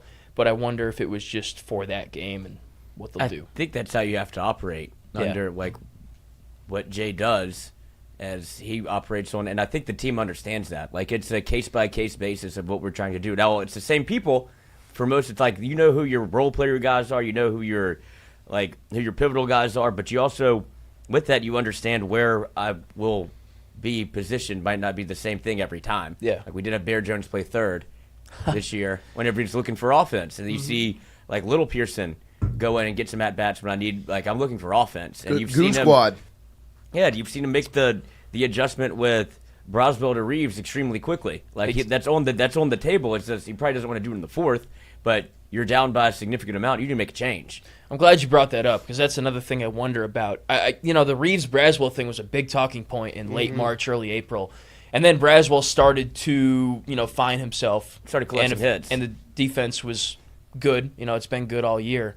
But recently, Jay's been making some moves early in the games, even when they've not necessarily been up. Like, he's been pinch hitting guys in the fourth. Yeah, I mean, he pinch hit John Pearson for Jake Brown early in the game on Sunday, and then it was Braswell got one AB before he pinch hit Reeves or Larson and played Reeves early in that game on Monday. So and Reeves' defense has been better. And he's always had the bat. So I wonder if they'll continue to kind of do that as well to give a different look maybe is, taking Braswell out after an AB or two and then putting Reeves in because he just brings a different dimension. I think that's when you look at lefty-righty matchups. Yeah, maybe not in the first game because, Kern is that lefty and you'd rather have a lefty-righty. Jay loves those opposite hand analytics. But maybe if they go to the bullpen or in game two, they'll look to do that at some point. So, yeah, and then one of the biggest storylines, I think, for LSU that's kind of built up over the last couple of weeks, and then once again on Monday, is Zach Cowan. Yeah. Kind of finding where he fits in now because obviously Texas A&M had 2 appearances that were not clean. Arkansas, he pitched well, but then it turned into, South Carolina in game 1, didn't pitch his best outing again, and then obviously the start against Little Rock getting pulled early when really the mindset going into the game, at least from my standpoint, was you want Cowan to go out there and extend hopefully 4 so you can go Evans for 4 and then, and Jay went and talked about that as well. And then you ended up getting the performance from Evans to get you there. But Zach Cowan, kind of where does he fit in? Your thoughts on kind of what you saw from him this past weekend or maybe even before and kind of what it looks like going forward? Yeah, I mean, tough spot to be in. He hadn't started a game in like a year since he was at Wofford. And a little bit different, throwing on a Friday night in Wofford in the SoCon, right? Yeah. Than the NCAA tournament, in a true winner-go-home game. Alec box. But he served his purpose. His job was to go in there and set up for Case and Evans. He doesn't have a ton of velo. So what Jay said after the game is he wanted Cowan in there to have Little Rock thinking slow and then get sped up once Evans came into the game. And it worked out. Like Cowan's throwing low 90s, even, in the 80s with some of his secondary pitches. And then Evans is in there throwing 96, 97 with his good secondary stuff. And as you saw, Little Rock did not adjust well to that. And Evans ran through that lineup 2 or 3 different times, had the 5 in 2/3, 1 run pitching. And 9 straight strikeouts. 9 straight strikeouts was just spectacular. So Cowan served his purpose. But I think that as a Stopper of the Year finalist, he has a bigger expectation because he's been dominant so much this season, not necessarily recently. So absolutely, he still has a role in this bullpen. I'm just not sure if he's the guy you're going to go to, say, on Saturday. If it's a 3-2 game in the 8th inning, 9th inning, you got to take Anderson out. Yeah. Ideally, you get a CG or darn near a CG from your guys there, and then you can go to the bullpen. But in a scenario here where it's a 2 out of 3, it's interesting because do you go with Evans to close out a Friday night win or do you want to save him just in case you need a starter for game 3? I mean, that's a tough mental gymnastic exercise. A lot of moving pieces. What do you guys think about that? Yeah, I mean, we actually talked about it. Complete game is the best answer. Do what? Complete game would be great. Yes. Right. I mean, 2 CGs from yeah, Anderson and they could. Yes, they absolutely could. I mean, they have the ability. Especially against a lineup like this, Right. No, I mean, I think Game 1 holds the utmost importance, obviously, in every single series because you want to win and have your chance to win the series one game out of the next two, right? And so I think now our discussion really was earlier when we were talking about the possibility of Kaysen going tomorrow to close it out. My thought process was just, he threw 109 pitches Monday night. What does that look like? But, you saw Anthony Einson throw 98 on a Friday and come back on a Monday, not as long of a rest. Well, look, he had 2 weeks of rest before that, right? So that might factor into it. And so, I think if the mindset is go out there and win Game 1, I wouldn't be surprised if Jay goes Kaysen, his obviously best closer, to go win game number 1 and put you in a position with Anthony Einson, who can go CG, who can make way for Shores or Myers, who has looked good in Myers. To me, if you just need 3 outs. You feel comfortable with him going in. Now, if he has to extend and try to get 6 outs, maybe it's a little tougher because, it was the second inning last weekend in that Game 3 against Little Rock that he really kind of lost it. Yeah. But that first inning he came in, it was excellent. Yeah. I guess with that, it's just, are you going to get that one inning or are you going to get the bad inning if you put him in for one? Yeah, the shortest leash of all time. Yes. Yeah, so if he comes in and throws 3 straight balls, he's getting yanked. Yeah, that's what I'm thinking. They might try him and see if they can squeeze out the win with a Myers or somebody like that. But if he walks one guy, gone. And you've seen that. You've seen that all year from some of these, some of the fringe guys in the pen that can make a difference, but it becomes if it's not good early, you're gone. There's no figuring it out on the mound. And I think that's why the Cowan conversation has become so interesting because it hasn't been great his last couple of appearances. And it was something that was so set in stone of Anderson to Cowan, Ianson to Evans, and it's this is your 4. Yeah. And now it feels like you got 3. Yep. Yeah, 3 and a half maybe with a bunch of guys contributing to a half. Right. They've shown this year they can match up better. Oh, if you add batter one. Out of halves, you got 6.5 guys, 7. Yeah.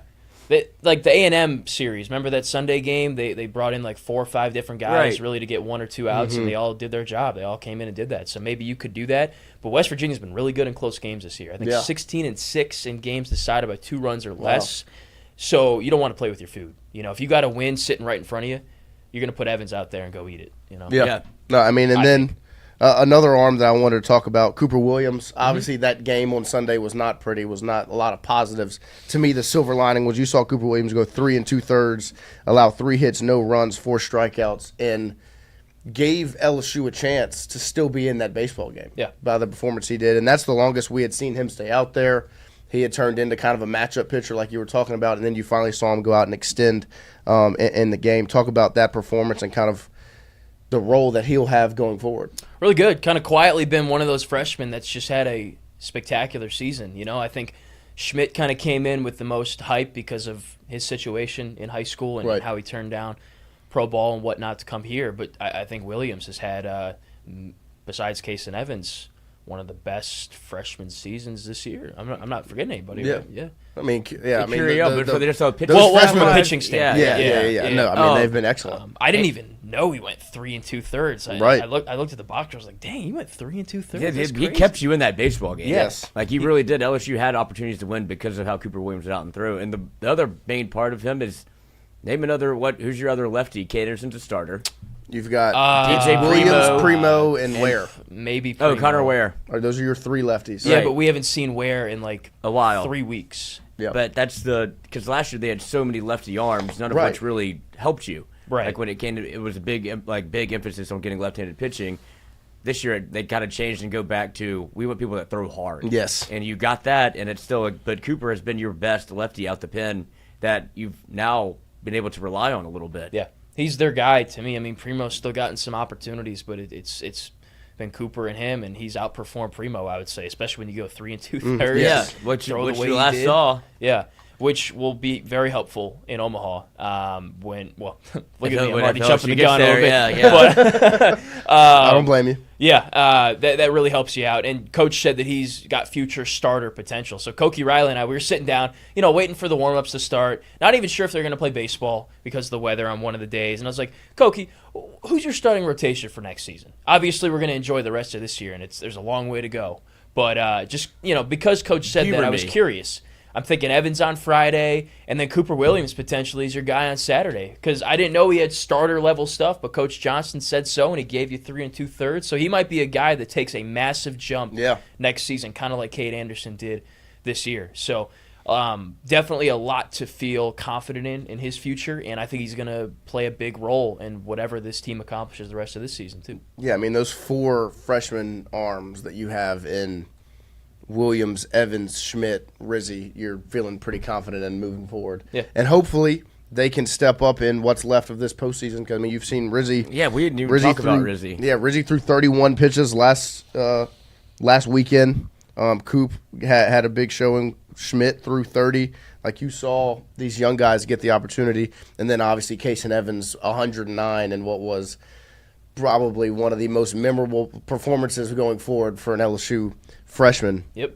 Like you are relying on a lot of young guys this season if you're LSU. If you're going to win the national championship, those guys are going to need to perform for you. There's going to be a time, if you handle business this weekend, where in Omaha, where you have the potential to play like an exorbitant amount of games in a single week, that you're going to be kind of not scraping the bottom of the barrel or reaching for the back of the shelf, because I feel like that's disrespectful because these are all talented players, but you are going to guys that not to say they aren't used to these high leverage moments, but they're going to be put in spots that they haven't been put in yet. Exactly. And I think Coach Johnson's done a good job of putting them in those spots and forcing them into those spots so that they're ready if they're in those kinds of things. But they're going to need to perform. Like, you can't have what you had against Little Rock where you're bringing 3 or 4 different guys out of the pen and none of them can find the zone. Yes. No, that's what when that happens, that's when LSU loses. Yes. Like, you can see kind of the wheels fall off and they give up that big inning, and it's, hey, I gave everybody an opportunity. And you saw Coop step up, and obviously Case and Evans, but it takes a Case and Evans like performance from even Case and Evans, somebody that hasn't done it before, hasn't gone 110 pitches, struck out 9 in a row whenever you had. The plan was not executed to perfection.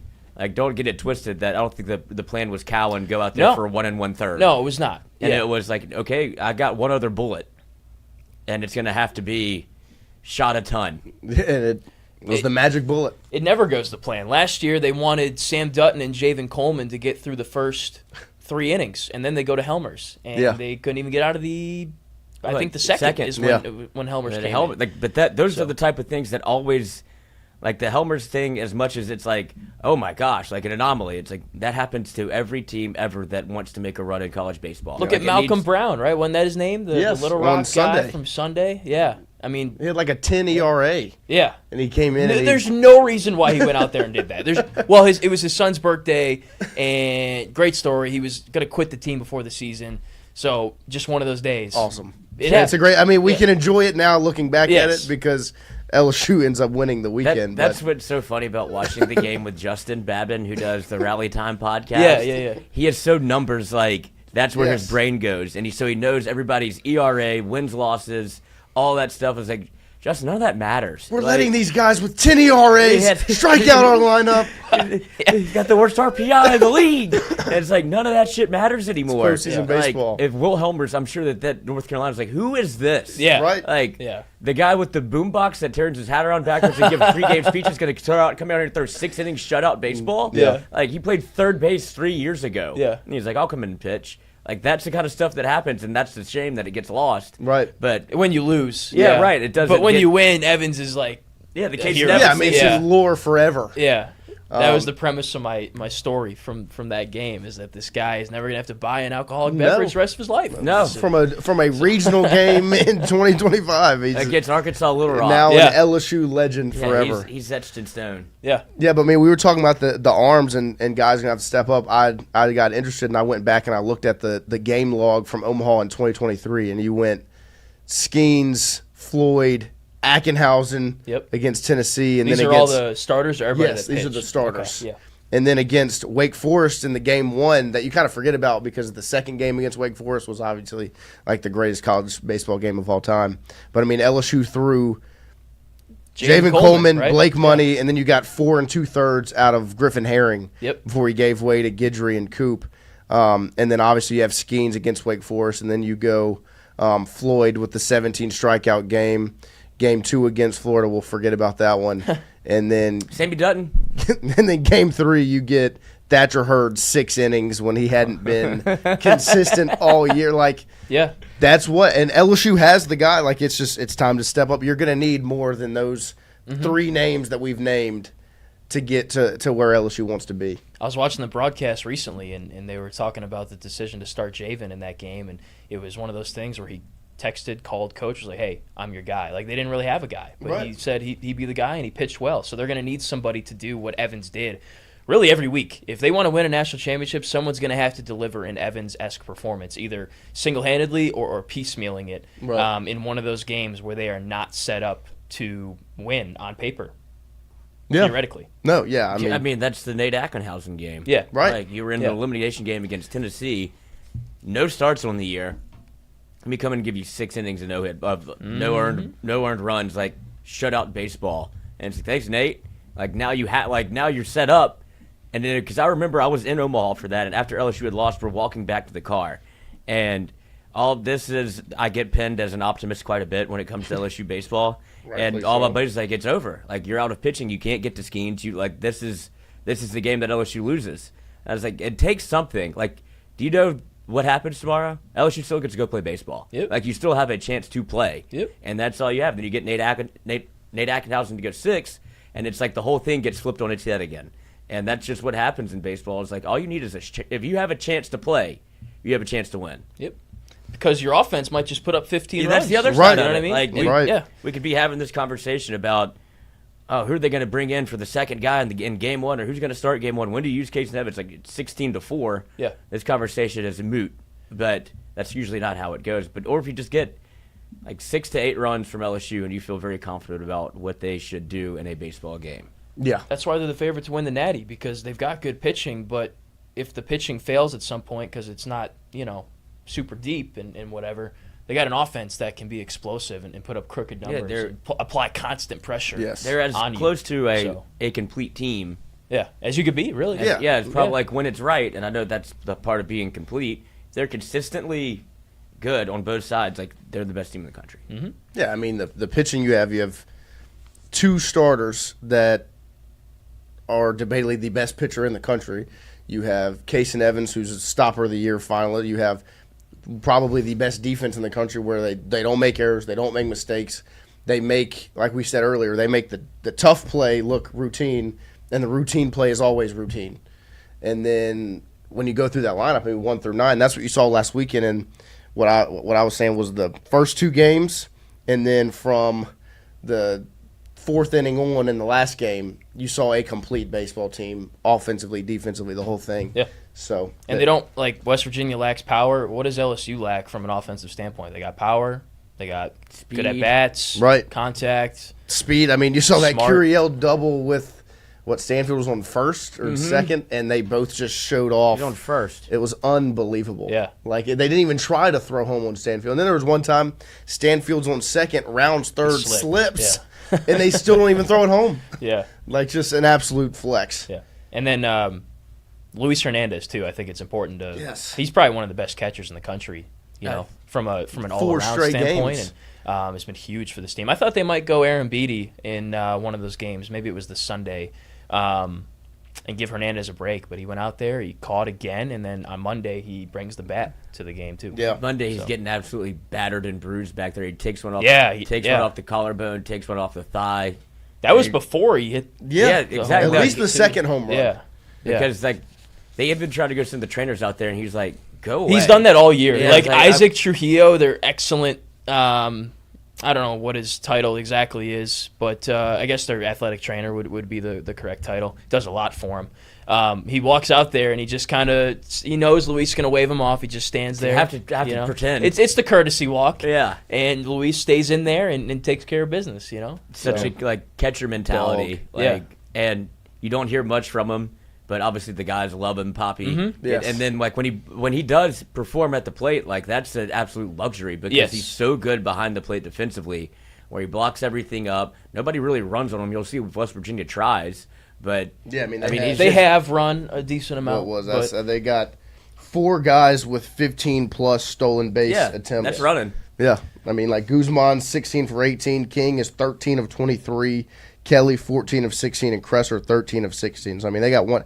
King has attempted 23 stolen bags. So, I think he's been thrown out a good bit, though. yeah, I mean, he's 13 of 23. Yeah, They're going to need that coach needs to be like, well, maybe not 25 times, dude. Like, what are we doing?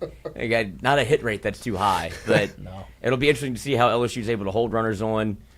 What Luis does behind the plate, because like I said, I haven't seen people try to run on LSU unless I'm wrong, but it doesn't feel like there's been a lot of opportunities where it's been you've given up just because in the past, whenever it was Brady Neal, right, and there was some like the pass balls were an issue, and then you would see teams just kind of like take an extra bag, or LSU would not be able to block it up at the plate. Luis doesn't have that issue. Like he's been great back there, and I just don't think that LSU is a team you absolutely feel like, oh, we're going to go run and in a series we'll take 10 bags.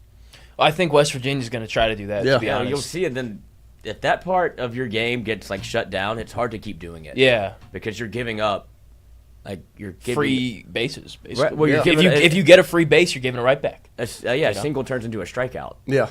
No, I mean, and from a matchup standpoint, like it really is like who LSU is tough for West Virginia. Like I've said, and then you said when you came in, they capitalize on mistakes.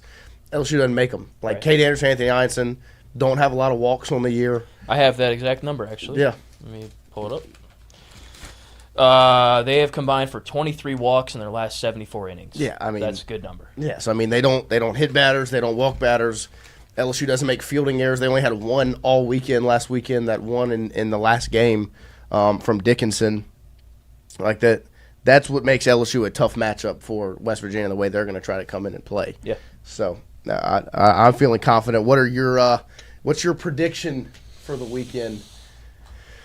Obviously, I think I said 2 games. LSU wins both with Anderson and Einson. I think Lloyd said the same. So I think so too. I think in a regional format, like if West Virginia was in the Baton Rouge regional, they could beat LSU in a game, but I don't think it would be against their top 2 teams. I just think the way they set up with the pitching and the offense on top of that, I think that LSU can clean sweep this thing, game 1, game 2, and out. You know, it's one of the best, if not the best, Friday, Saturday baseball teams in the country, and I think that's going to bode well for them, especially after they get through this in Omaha, just to set themselves up well for success over there and getting off to a hot start, and then using the depth pieces that look good in the Baton Rouge regional to get some wins there. So I don't know. I'm really trying to find a scenario in which West Virginia beats LSU. I know they've been good in close games. They lead the country in road wins this year.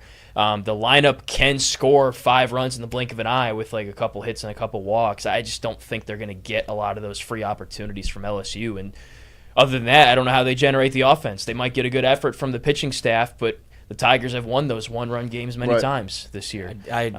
So the way that they sneak 1 or 2 is because of what you said, how their propensity to win 1-run games, like was it 14 and 6, 16 and 6.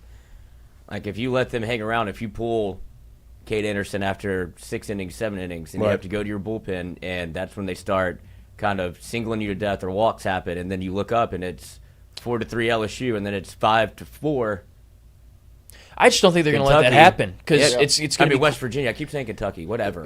But same thing. Yeah, could be anybody. Like could be the Yankees coming in. Nameless right? opponent. Yep. But West Virginia just they feel so comfortable in those spots. Like LSU does too, but it feels like they're never really look up at the scoreboard or look at like we're out the game. And that's where if I'm in that dugout and I've seen LSU play and they know who Kate Anderson is, they know who Anthony Einson is. Your only goal for that entire game is get Kate Anderson out the game. If you can do that, you feel like you have a chance. Like you pitch it well, keep it close. If you get Kate Anderson out, it resets the game. Like you have a legitimate. You have to feel like you have a shot. Now, if it's Case and Evans, you don't feel so good, but you got to get your starter out. If you're that's the goal. Yes, that's the only goal you can have. Then you adjust from there. Right. Yeah. I don't think they're even going to have the opportunity to get those chaos innings because if Jay wants to win game 1, he's going to put in Evans, or if he puts in somebody that has been up and down, it's quick hook. You know what I mean? And then they'll bring somebody in that will get the job done. So I just don't see it. I think West Virginia will make untimely errors in their from their perspective defensively that will allow LSU to get some opportunities for runs on offense, and I think that's going to be the difference, and the pitching is going to be shut down. So. Yeah, I mean, and they're going to walk into a madhouse. Talk about the environment last weekend and then kind of the expectations for Alec Box this weekend. Super fun, very loud, and you could kind of feel the tension in the stadium, especially I think it was at its best after Ethan Fry hit that bases clearing double. Mm-hmm. And then from there you were like, all right, there's no way they're losing this game. Right. It's 5-4. We still got 6 or 7 innings to go, and people were standing up and the whole game. Like they weren't sitting down. Which you don't see a lot of baseball games, and everybody was dialed in, and a lot of standing room only. Like even along the concourses, people they don't have a seat. That's how packed up it was, and people were there tailgating. Certainly days before, hours before, but even just standing outside the stadium when you can't get in until 90 minutes before first pitch, people were talking with me for an hour and a half about just whatever, and they were excited to get in there. So it's a different care level down here. West Virginia, as I mentioned, has been a good road team, but this place is one of a kind. This environment's one of a kind, and I think it'll be different from anything they've seen. It's going to be a lot different than it was at Clemson, I'll tell you that much. Yeah, no, I mean, it's you can love adversity and playing on the road as much as you want. Yeah. Going into Alec Box and postseason baseball against Cade Anderson and Anthony Einson, and nobody's ever seen that before. Now this is supers, too. I mean, the ante is upped even more, and it's a Saturday-Sunday affair, and so I think it's going to be rocking, and this is the last time to see LSU at home, no matter what happens. And it's the last time you'll probably see those two ace arms don the uniform and get on the bump. Here, at least. At Alec Box. Yeah. It's going to be and that plays on their mindset as well.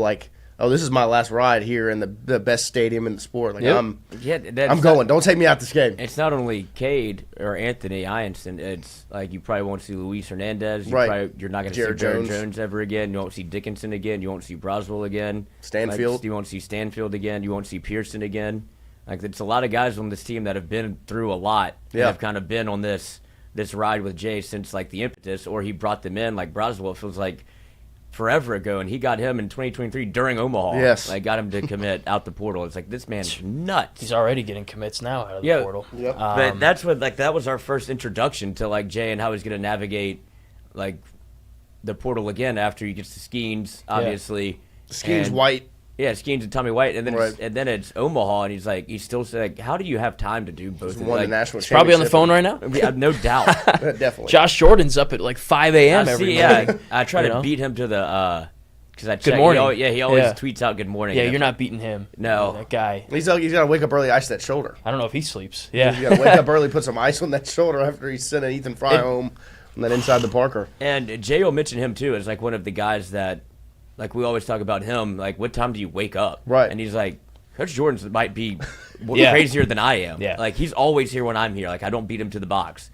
And so it's one of the – because Jay is probably either sleeping up there or he goes home for a good 2 hours and then comes back. But it's good to see that staff is as – They're dialed. It's as good as dialed it gets. in, yeah. And, I mean, that's how you win. Yep. I want to zoom it out a little bit, guys. Think about who's left in this tournament, especially on LSU's side of the bracket, who they could see in Omaha. This thing, like Jay said it before the tournament, this thing is truly wide open. So many national seeds have already gone down, and you're looking at a potential Omaha clump of 4 with LSU that has,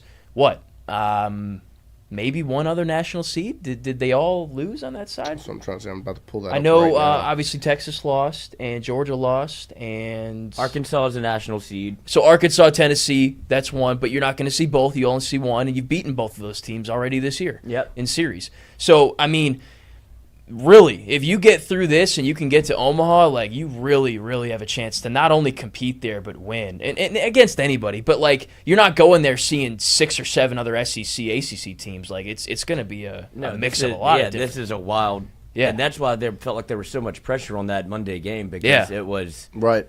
Man, look at everybody else that's falling around you. Like, we were watching the Murray State game against Ole Miss, and like, this is what makes And that me... was like, it ended during the second inning. Well, when, LSU was like fumbling this Yes. thing away. Yeah. It was like, oh, no, that's not a good sign. That's Yeah. one you bookmark and circle as to say, man, if they don't win that and they end up winning the national championship, it's a what could have been. You know? Right. Absolutely. So kind of Yeah. like 23 several different times. You know, what if Trey Morgan doesn't make this play, or what Right. if Tommy White doesn't make this play, or Josh Pearson, Pearson, or yeah. so on and so forth. Yeah. So that's the difference between what if seasons and national championship seasons is you take care of those what ifs, and they're positive what ifs Yes. and not negative. Yeah, that's been my whole thing for ever since like I've been able to do this and watch baseball and try to keep people from jumping off the ledge. It's like 2023, you're probably the most talented college baseball team I'd ever seen. Yeah. Like when you have Skeens and like you go around and look at all the guys that are in the league, like that are either playing minor league ball or already getting called up, and you had to play every single game. Yep.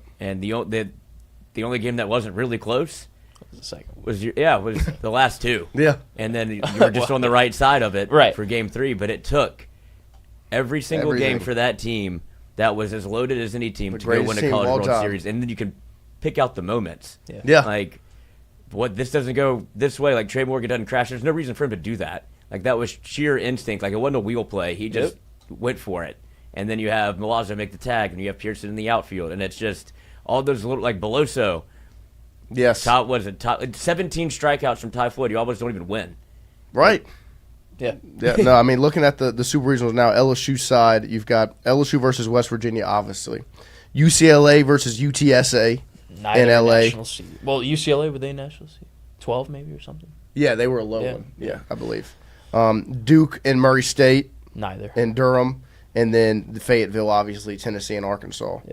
So, I mean, LSU, I mean, Not to say national seeds are the only teams that could beat Right, LSU, right. but you feel a lot better I mean, about kind of what you your were expecting. prospects playing UTSA than you do Texas. yeah, UTSA took out Texas. Murray State took out Ole Miss. Or, Ole Miss. Yep. Who did Duke? Duke took out Georgia, right? Yep. Yes, Duke Yeah. won Georgia's side. So, like, yeah, I mean, you had countless teams on that side of the bracket that it could have looked a whole lot different than it does right now. And on the other side, the top seed in the tournament's out. My national championship pick was LSU and Auburn. That Wow. might be Still what it ends alive. up being. Still alive, And yeah. honestly, thinking back to that series, that is the one team that made LSU look really it's porous this year. I know A&M swept them too, but there were missed No, opportunities A&M, there. they stole the second one. Oh, that's right. I'm sorry. Yep. But no, I mean, still. Yeah. I mean, Auburn made LSU look silly. It's worst. Yeah. And Auburn's been up and down at points too, but not crazy. You Yeah, know? no, And I mean- could be it. And that side of the bracket's kind of chaotic as well. So Yeah, I mean, And when you yeah. look through this thing, like LSU, when you look at like who's got the toughest matchups, I wouldn't put West Virginia in that. Just looking at it holistically, not like just looking at the names, like Arizona, North Carolina, Florida State, Oregon State, Murray State, and Duke. Like that's that side of the bracket that you benefited from. Yeah. And then Tennessee has to play Arkansas. Like that's an Omaha matchup. Yes. Yeah, And you have to play them already. Super. So like Yeah. one of those teams has to go home. Yep. And so you start seeing teams that are getting eliminated, and you start playing that game in your head of, all right, who's going to be left? Mm-hmm. Because you don't want to have to play Tennessee and Arkansas in Omaha. It could be UTSA, Duke, Arkansas, and LSU. And that's really not a bad No. four, you know? So Arkansas would be tough, but you beat them twice. Yeah. So you've done it. But You've seen it. But that's like Vanderbilt, not here. Texas, not here. Right. And so it's some of those teams that you would have question marks like, oh, that's a heavyweight matchup. You haven't seen Georgia either. That would have been your first Right. matchup. So they're all gone. Yep. Yeah. See ya. So, I mean, yeah, it's definitely, on paper, looks nice. Looks good. Looks You good. can see So- the roadmap. Yes, you can. You can. So now you just got to navigate through some of that traffic in, shall we say, Shreveport. And I don't know if there's ever traffic in Shreveport, but it's on the way Baton to Rouge. Omaha. So, Yeah. well, they already the traffic in Baton Rouge they just got out of. It was the Baton Rouge Regional against Little Rock. So now they're up to Shreveport. Get through that, then you can coast the rest of the way to Nebraska, working yes. up the map there. There you go. So, So, there's yeah. your visual. There we go. Yeah. Feeling good, feeling confident going into this weekend. Only a 23-hour drive. Not bad. Is it? Yeah. 18 maybe? I did it 2023. Yeah, I was think asking Darren DeQuana, one of our videographers, kind of what my plan of attack should be to make sure I get all the equipment into the plane. And Yeah, it's gonna be tough. 14 and a half hour drive That's really from not. Baton Rouge to Omaha. That is kind of far. It's quite the hike. 14 and a half, that's with not stopping to get gas. That's no stops. Food That's or traffic. straight drive, no traffic, no Yeah, it nothing. took us 23 hours. Yeah. What were y'all doing? Like checking out all the aisles and Buc-ee's? No. What? Your trip back to Omaha was better, wasn't it? The other one, the one that wasn't a yeah, drive? the second go around Yeah. when we got the John Peterson flight. Yeah, that was a wild experience. Nobody was happy with me. They're like, "You're getting on that plane?" I was like, "Absolutely. I'm not driving back." And he offered me a seat for free. Yeah. He was flying it. It was awesome. What the heck? Yeah. Was this The a John private Peterson- jet kind of deal? No, he has like a weed whacker. He has his own plane, Yeah. and he's a former LSU golfer. Like played on the PGA, just won, or he just qualified. first alternate Yeah. to qualify for the U.S. Open. But Mikey was working the phones to try to get a flight down there, and it fell through. And then contacted Peterson, and he was like, "Now I can't go." He's like, "Do you want to take the seat?" And I was like, "Absolutely." I had just gotten back. Like it was a 1 day turnaround. So I drove to Texas and then met him there. Wow. And then got back on the bird, and we were back at Omaha. See, that's an awesome story. That's Yeah, that's great. Took years off my life. You think? Oh, definitely. Yeah. Definitely. I mean, I don't know. Some of the you don't have many years left. I know that. assume. I was telling that to my mother yesterday. Oh my gosh. Just Like messing. she told me to go to the dentist. Well, I don't was like, either. I'm not worried about the dentist. When's the last time you've been? When I was 18, Nice. I And mean, you have you're- great teeth. And you're 22, right? 32. Yeah, so, I don't even know how to do that math, but No. 14 years. Yeah. Yeah. I mean, your teeth seem like they're in good shape. So. Yeah. But yeah, it's like I'm not gonna. They don't hurt. The dentist is the biggest scam in the world. They It's don't like you need to clean them. I was like, I clean them. A floss. Yep. Do you bleach them like me? Or- Yeah, there's been a bleach pack in there one at a time or two. It was one of those that they're supposed to throw in the wash. Uh Those gummy ones. huh. Tide Pod. And now if I go, they're just gonna be like, "Have you been eating baseball cards, son?" Oh, yes, yeah. you have. Yes. That was electric. I watched that yesterday, the card. Card opening. Oh unboxing. yeah, it was unbelievable. I mean, like, it got kind of stale with the baseball because we don't really know Yeah. pro I players. was over so, here like, frantically googling. it was names. We're like, oh yeah, that guy. He plays for that team that's on the card. Sure. And then the last one she reveals, and it's Dylan Cruz. She was fired up. Yeah, that Yeah. was definitely not planted. Right, definitely not. I had a nice card collection growing up. Yeah. I had a lot of them, and then when we moved, That's how it got goes. lost in the shuffle or something. I'm not quite sure, but yeah, I had like David Ortiz and David. I had no Price, idea they were worth you know. anything. There you go. Get it back started. Yeah, sure? Yeah, there's a tag. Should I open it right now? Sure. That's up to you. We're gonna get athletically connected. Yeah, get that athletic connection. See if we have an athletic connection in, Shout in out the to card pack. AJ Sports Cards. For real. All right, this is baseball. I don't really know any baseball. Me neither. players, but let's see what we got. I mean, if you get a good one, you'll know. Yep. Skeens, Dalton in the chat asked who's hitting the first homer of the Supers for the Tigers. Stephen Milam. Question. Stephen Milam. Wow. Chris Stanfield. That was Shoot. unbelievable. I was so happy for him because he That had was the a best. near home run at A&M, and he was so excited, and then it was actually foul. And Yeah. then taken off the board. So it was good to see him homer. That was shocking. Yeah. Because it just kind of came out of nowhere. Like, Oppo. oh, Yeah. nobody's hit the Yeah. ball. Oppo. He hadn't hit a ball Oppo all year. He's been ripping him down the third Opposite side baseline. power, dude. You want to keep it in This the is park. unbelievable. Willie Mays Hayes. I would love if it's a Jared Jones home runs the first game one Shoot, tomorrow. yeah. First home run of the game. Just I'm thinking. Fry. Yeah. that's the safest bet. I'm thinking Jake Brown. I would love to see that, but it's a lefty tomorrow. It is. I didn't think that went into my head after I said Pearson, it, then. and I was like, because by the time that Kern's out of the game, You would hope LSU was homered. yeah, Yeah. exactly. So, but maybe not. I don't know. Let's go sleeper pick. Let's go Jake Brown. There Jake you Brown, go. there you go. They're doing. They're sneaky. still scoring. Sneaky. I got Brandon Marsh. That's the guy that does the marshmallow Uh-huh. stuff, the EDM He guy. does. That's kind of cool. Max Scherzer. I didn't even know he was in the Mets. There you go. Wow. I know him as a Tiger. Yeah, or a national. Yeah, national. More so a Tiger, but yeah. Don't know that guy. Reese Lightning. That's a Is that great a real name. player? Reese Let me Hoskins. see. I don't even know. It's a celebration card. Kenley Jansen. UC Kikuchi. I want Great that name. one. I'll eat that. I walked right into that one. I'll be scared now. Lord have mercy. Lloyd, you can have that one. A bunch of team cards. Oh, Aaron Judge. There you go. Look at this. This one's kind of dope, Oh, that's actually. kind of a good pull. Oh, There you that could go. be worth something. Yeah, look that up on There you eBay. go. Aaron Judge. Lloyd, tasty, but not Yeah. this one. That's that Chrome card. Nah, I already had one of those. It's awful. Reese Lightning.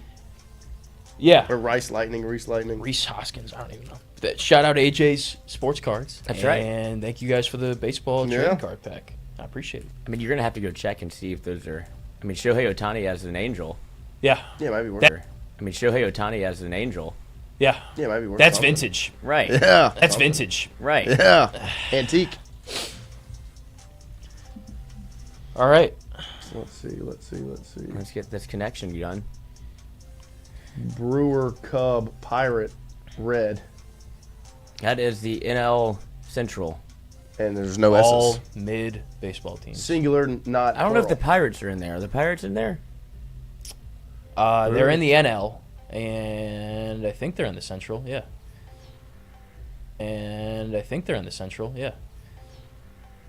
Let's see. Yeah. There Bang. we go. NL Central. All right. I don't like it. All right. I don't like it. See, I'm a Cubs guy. I don't want... And they're starting to be good. They're leading. Oh. I'm a Cubs guy. I don't want... And they're starting to be good. They're leading. Oh, the NL you know what? They Central. are actually decent. I think they're playing Yeah. the Tigers. Control, command, velocity. What the LSU bullpen needs to do. Yes. Join us. Come watch the game with us, and you'll get a free hour of golf if you show up during the watch party and mention us. So, come hang out.